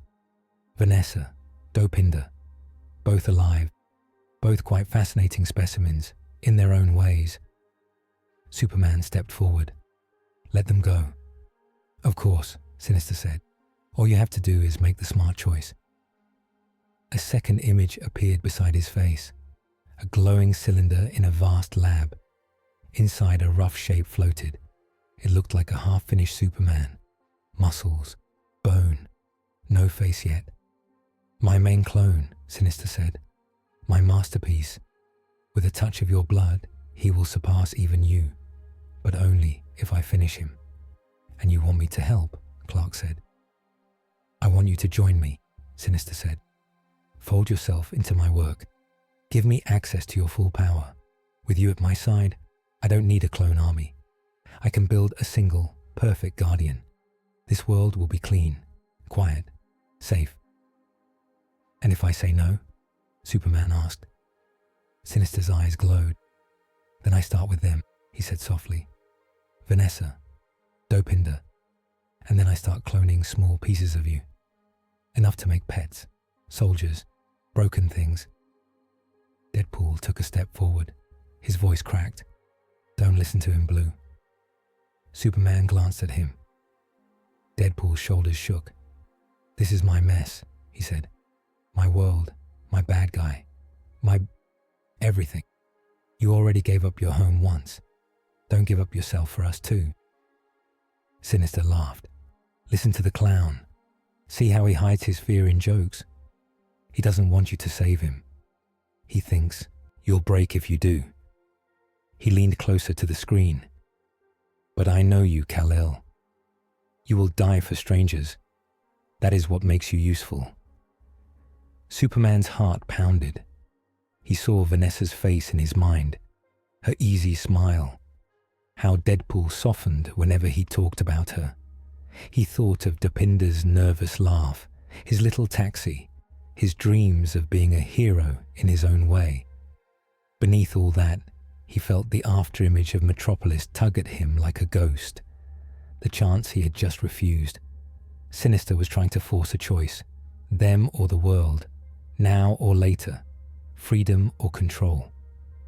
Superman took a breath. "No," he said. Sinister blinked. "No, I'm not choosing between them and everyone else," Superman said. "I'm not joining you, and I'm not giving up. I'm going to come to you.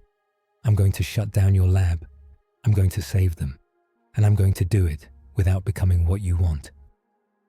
Sinister's smile vanished for the first time. "You are still thinking in small lines," he said. "You cannot beat me in my own house, but please, try. I want to see how far you bend before you break." The image faded. Deadpool stood very still. Then he dropped to his knees and grabbed the broken photo frame. His hands were clumsy as he picked up the picture of Vanessa and put it back in place, cracked glass and all. "I'm going," he said, "with or without you." Superman knelt beside him. "You're not going alone," he said. Deadpool looked up at him. His mask was still on, but his voice was raw. "You just turned down going home," he said. "You're not allowed to die in some lab for my girlfriend." "I'm not planning to die," Superman said. "And they're not just your people. They're mine now too. Our people." Deadpool stared at him. Then he laughed once, a broken sound that turned into a real chuckle. "Damn it," he said. "You're making it very hard to keep my cynical edge."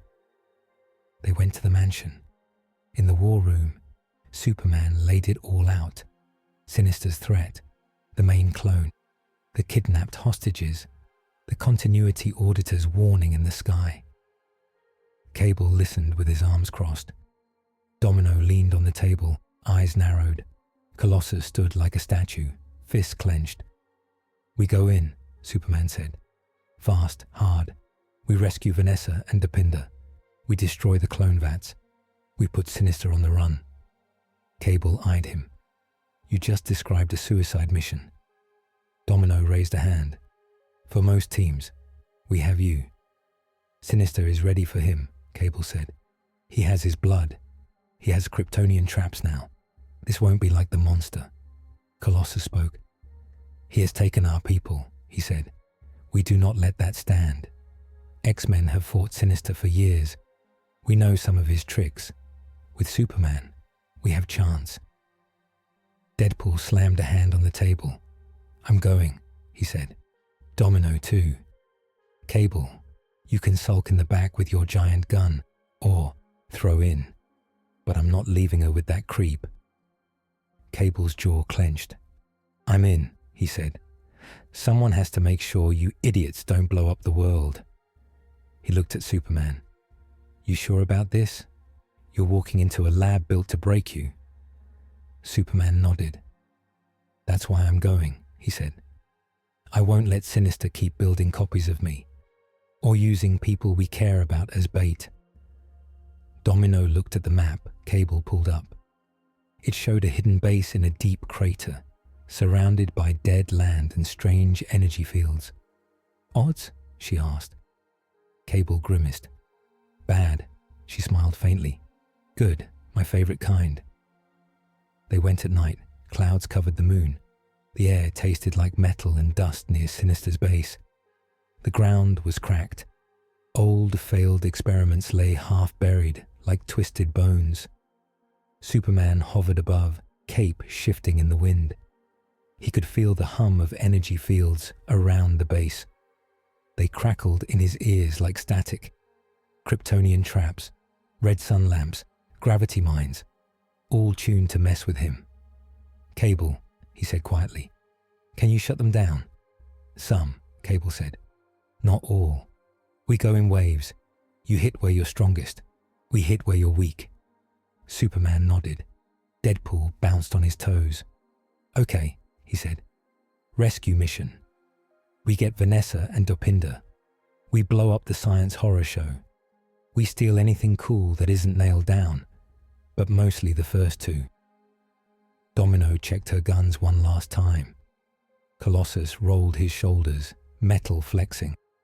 Above them, unseen, the continuity auditor opened a small viewing panel. They watched the team gather. They saw the traps shimmer. They flipped through outcomes in advance, like preview cards. "High risk," they murmured. "High emotion. Possible branch point." Another faceless figure appeared beside them.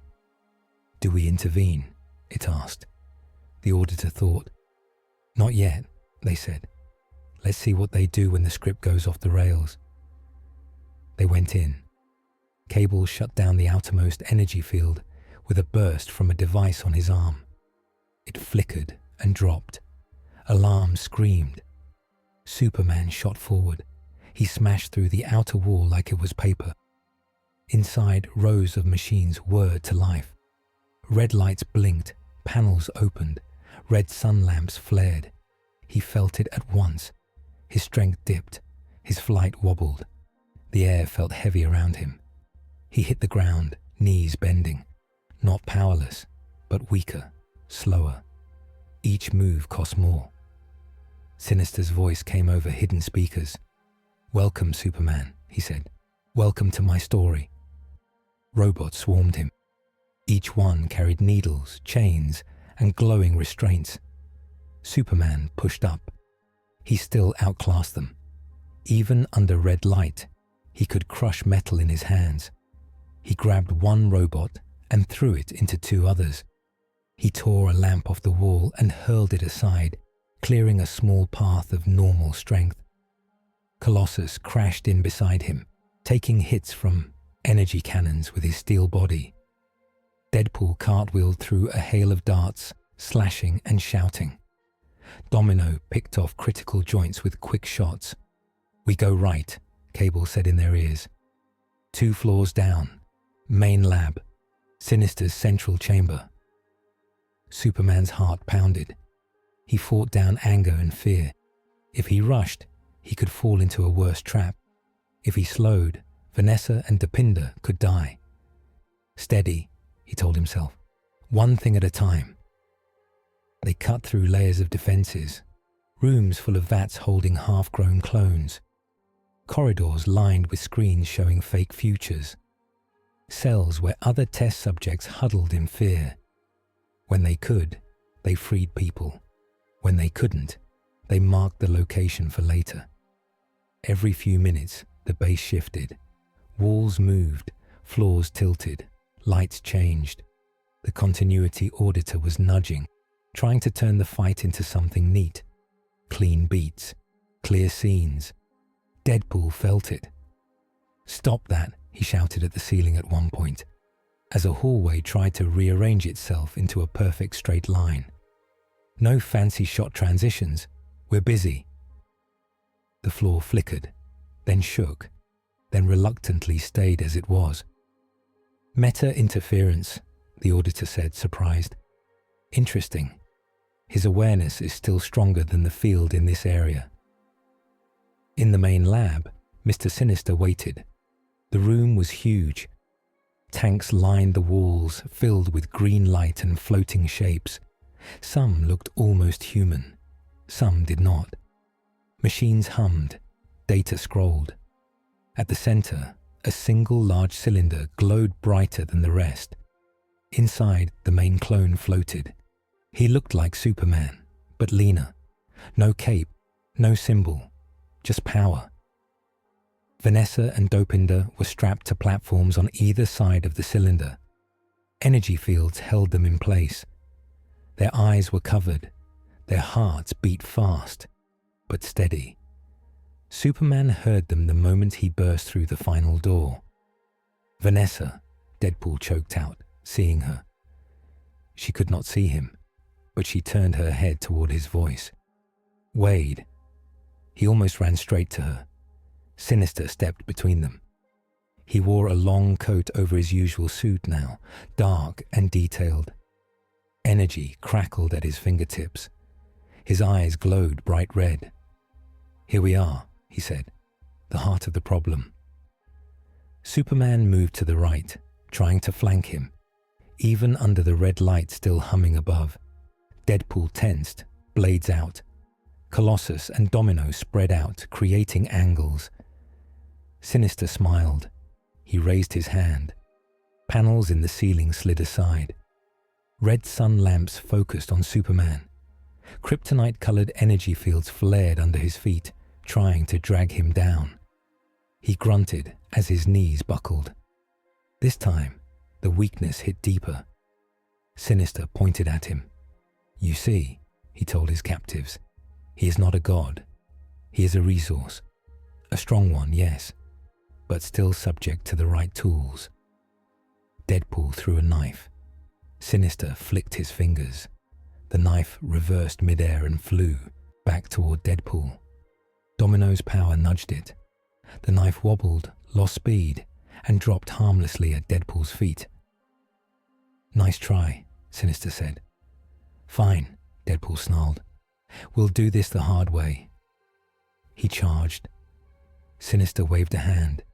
Energy chains shot from the floor and wrapped around Deadpool, yanking him off his feet. They tried to pin Colossus too, but he tore through them, metal grinding, only to be caught by a gravity field that pressed him to his knees. Domino fired at Sinister. Shots curved off an invisible shield. Superman pushed against the weight holding him down. His muscles screamed. His head spun. The lights above pumped red sun at him like poison. Sinister walked closer. "I offered you comfort," he said. "Control. A way to carry your burden without all this messy pain. And you turned me down. You," he prodded Superman's chest with one finger, "are the reason they are here." He gestured at Vanessa and Dopinder. "They are leverage," he said. "Nothing more. You saved them once. You failed to stop me from taking them. Do you see the pattern yet? Superman met his gaze. You're wrong, he said. His voice shook, but his eyes were clear. They're not leverage. They're people. You're the one turning everyone into pieces on a board. Sinister tilted his head. And what are you going to do about it? You can barely stand. Superman glanced at Deadpool.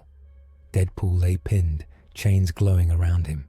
He strained, healing as the chains cut into him, only for more to appear. His eyes met Superman's. Don't let him win, Deadpool said. Not like this. Superman took a breath. He reached inward. Most days, he kept a tight grip on his strength. He held back by habit. He always had. This world's red sun tricks had pushed him, but he had not really stopped pulling his punches. Right now, he could not afford to hold back, even if it hurt. He focused on the little bit of yellow sun still in his cells, on every good moment in this world, on every life depending on him, on Lois's face in the sky, on Deadpool's cracked jokes, on Vanessa's laugh, on Dopinder's shy pride. He pushed. The red sunbeam stuttered. The lamps hummed louder, straining. Sinister's eyes widened a fraction. What are you doing? He asked. Superman gritted his teeth. Standing up, he said. He rose, slowly at first, then faster as the beams flickered. The Kryptonian energy in his body flared, burning through the fake red light. It hurt like fire under his skin, but he kept going. He reached up, grabbed one of the lamps, and crushed it in his hand. Sparks exploded. The other lamps blew out in a chain reaction, unable to handle the surge. The room plunged into normal light. Superman staggered, panting, then straightened. His strength rushed back in full. The chains on Deadpool snapped as the power supply overloaded. Colossus broke his gravity field and stood. Domino's next bullet finally pierced Sinister's shield, brushing his shoulder. Sinister snarled. Enough, he said. If I cannot tame you, I will break you. He slammed his hand on a console. The clone in the central tank opened its eyes. The glass cracked and exploded outward. Fluid poured onto the floor. The clone stepped out. He was fully formed now. His skin gleamed. His hair hung in front of his eyes. The red diamond on his chest glowed like a wound. Target, Superman, Sinister said. Neutralize. The clone moved. Superman moved to meet him. Their fists collided again, like in the street. This time, without red light dampening him, Superman felt the edge shift. The clone was strong, very strong, but not limitless, not yet. They traded blows that shook the lab. Each hit drove holes into the floor, bent metal, warped air. Sinister backed away, shield glowing, trying to control consoles as they sparked. Deadpool scrambled to Vanessa's side. He sliced through her restraints. Her eyes flew open. Wade, she whispered. Hey, he said, voice breaking. Sorry I'm late. Traffic was a nightmare. She laughed once, even in shock. Idiot. Domino covered them, shooting down drones that swarmed from hidden ports. Colossus ripped Dopinder free from his bonds with gentle hands. Mr. Colossus, Dopinder stammered. What is happening? Long story, Colossus said. You are safe now. In the sky of screens outside reality, the continuity auditor watched the twin fight. They saw Superman's choice pressing through every move. Not to kill the clone, not to let him free to harm others, to end this without becoming Sinister's mirror. This is not how we plotted it, the auditor said softly. They reached out, fingers ready to freeze the scene, trim it, cut the lab, reset. Deadpool felt it.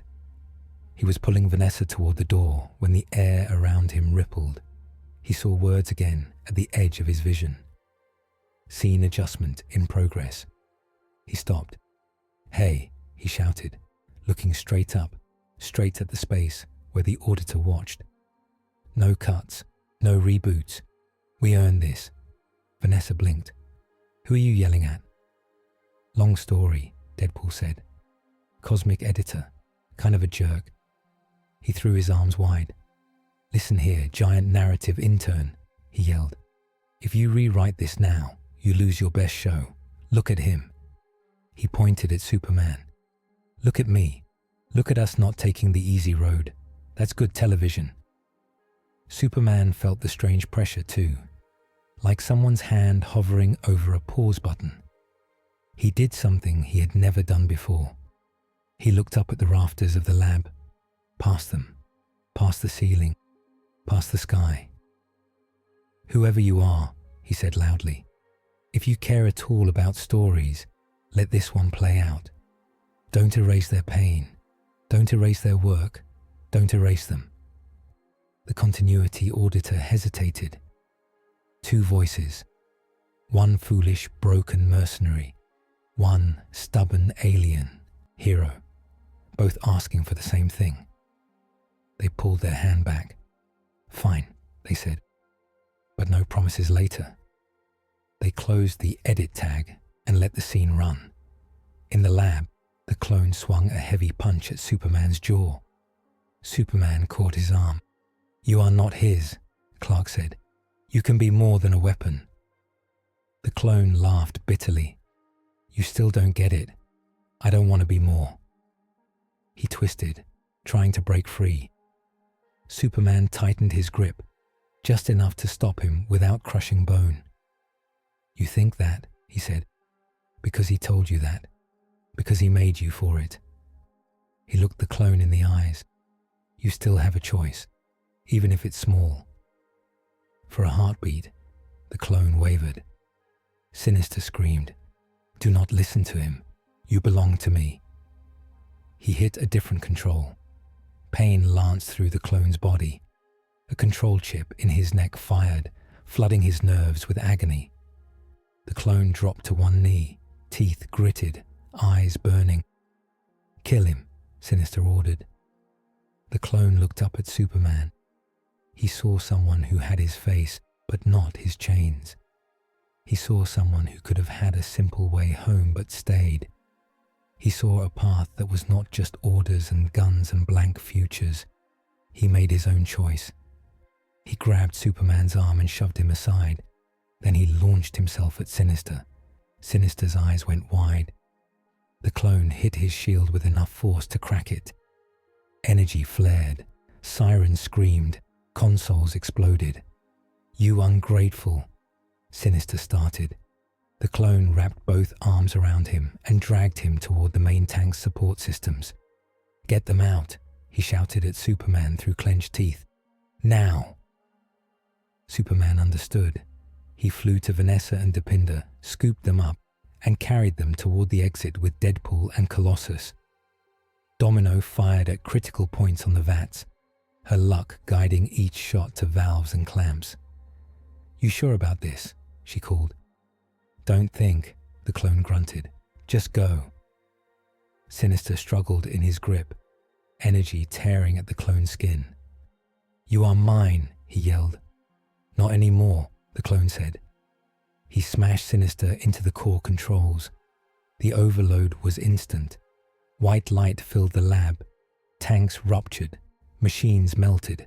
The floor shook. Superman blasted through the outer wall, shielding Vanessa and Depinder with his body.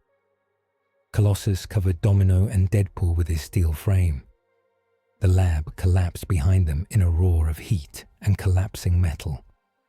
Outside, under the open sky, they slid to a stop on broken ground. Superman turned back. Where the main lab had been, there was now a burning crater. No sign of Sinister, no clear sign of the clone, just smoke, fire, and a few small pieces of broken metal where control chips had been. Domino got to her feet, coughing. Did we get him? She asked. Cable's voice came through the comm, panicked. The whole base just lit up on my scanners. I lost. Sinister's signal. I don't know if that means dead or gone. Superman stared at the flames. He listened hard. No heartbeats below that belonged to Sinister. None that felt like the clone's strange echo of his own. Only a few wounded test subjects in side tunnels, already being helped by other X-Men. Deadpool hugged Vanessa so tight she wheezed. "Careful," she said, smiling even through tears. "I still need ribs." Dopinder clung to Colossus's arm and sobbed in relief. Superman let out a slow breath. He had not killed the clone. The clone had chosen his path. Sinister might have died, or he might have escaped in some hidden pod. Either way, his main lab and main project were gone. It was not perfect, but it was real. Outside reality, the continuity auditor closed a file. "Sinister arc, incomplete resolution," they said. "Protagonist clone, self-sacrifice. Superman, remains in this universe. Deadpool, emotional growth." Another figure asked, "Do we reset?" The auditor looked at the screen where Superman stood under the night sky, cape torn, holding sleeping civilians in his arms. "No," they said. "Not yet. This one is messy, but it works." They dimmed the lights and let this world spin on. Back on the broken ground, Deadpool walked over to Superman. Vanessa leaned on his arm, tired but awake. "You okay, Blue?"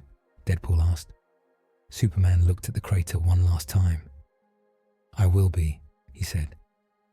He turned to Vanessa and Dopinder. "I'm sorry," he said. "This is my fault. You got hurt because Sinister wanted me." Vanessa shook her head. "No," she said. "We got hurt because a monster wanted to use you. That's different." Dopinder nodded quickly. "You came for us," he said. "You did not leave us. That matters."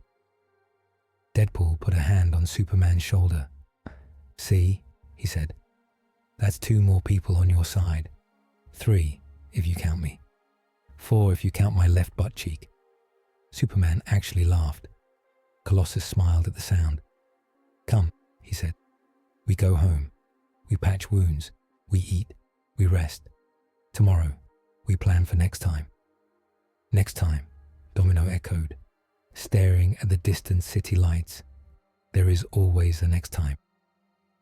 Superman looked up at the sky. He knew the auditor was still up there watching.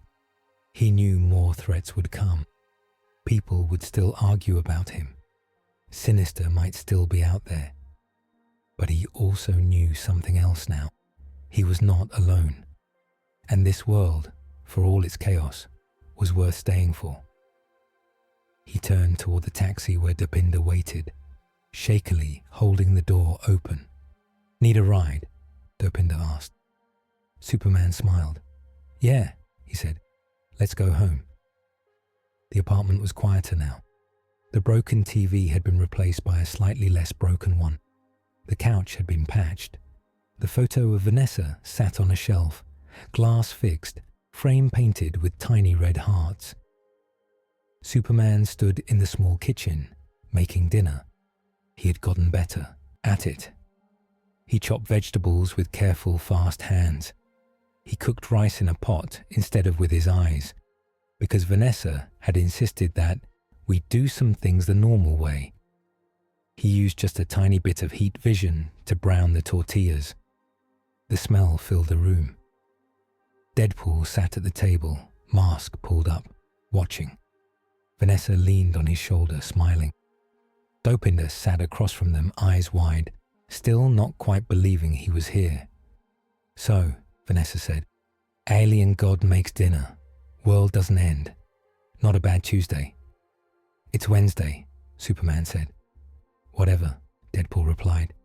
"Days are made up anyway." On the TV in the corner, the news played with the sound low. A host stood in front of a graphic that said, "Superman, threat or guardian." But the tone was different now. They showed footage of the monster fight, but they also showed interviews with people Superman had saved. The foreman from the construction site, the chimichanga cook, a little kid from the bus. He's scary, the kid said, but in a good way, like when your dad is angry at the bad guys. On another channel, a cartoon ad played. It was for a new animated series, Superpool and Friends. The art was silly. Superman and Deadpool chased bad guys while tripping over their own feet. Colossus was a giant shiny babysitter. Domino juggled dice. Deadpool pointed at the screen. "We are absolutely not that cute," he said. Vanessa elbowed him. "I think it's sweet," she said. Dopinder nodded eagerly. "I already set a reminder," he said. "I wish to see myself if I appear." Superman watched the cartoon for a second. He felt strange and kind of okay. "If they tell stories about us," he said, "I hope they at least get the important parts right." "Like what?" Deadpool asked. "Like the fact that you always complain about my cooking until you eat it all," Superman said. Deadpool gasped. "Slander." Vanessa laughed. Superman brought the food to the table. He set plates down. He sat with them. For a little while, they just ate. No monsters, no editors, no cosmic choices, just people sharing a meal. Later, when the plates were empty and Dopinder had gone home with a box of leftovers, Deadpool and Superman went up to the roof. The night was clear. The city spread out below, full of lights and noise. Somewhere, a siren wailed. Somewhere else, someone sang out of tune. They sat on the edge, legs dangling. Deadpool held a chimichanga in one hand. Superman had one too. It had become their thing now, their small, silly ritual after big days.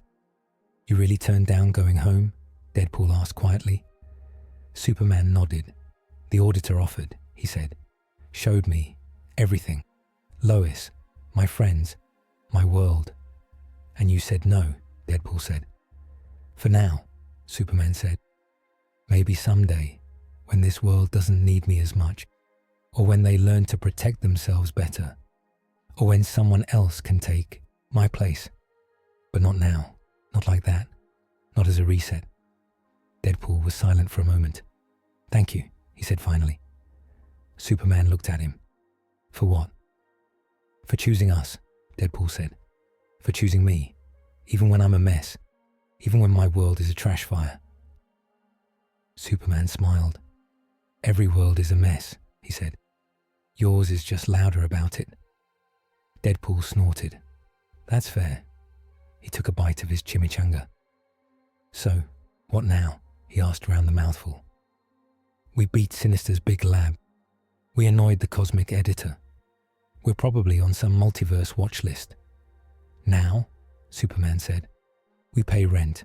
We work. We save who we can. We annoy the editor again if we have to. We live." He looked up at the sky. He could not see the continuity auditor, but he could feel that someone was watching. He didn't flinch away from it anymore. He just acknowledged it. "You can watch," he thought, "but you don't get to decide who I am." Deadpool followed his gaze. "Think they're up there?" he asked. "Probably," Superman said. Deadpool flipped the sky off with one hand.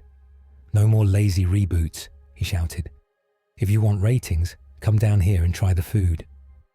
Superman laughed. In the strange room of screens, the continuity auditor watched them.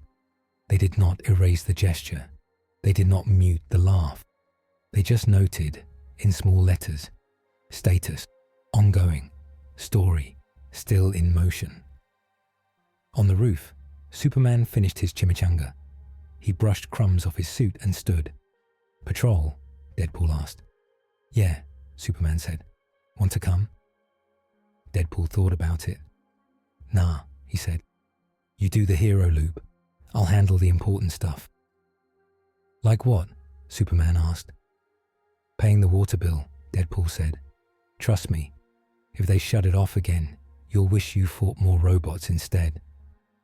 Superman smiled. "Fair point." He lifted off, cape fluttering. He rose above the building, above the block, above the web of streets. He listened. Somewhere someone needed help. He flew toward it. Below, Deadpool sat on the edge of the roof and watched him go. He felt very small and very lucky at the same time. He took out his phone and started writing a message. It was to no one in particular. Maybe to the auditor, maybe to whoever might read it. It said, "We're still here. We're still trying. Don't cut us yet." He deleted it before sending. He didn't need to. Superman's red and blue streak crossed the sky. Deadpool leaned back, hands behind his head, and smiled. "Yeah," he said to the night. "We're going to be okay. Probably." The city buzzed below. The stars watched above. Life went on, different now, stranger, but with a little more hope and a lot more chimichangas.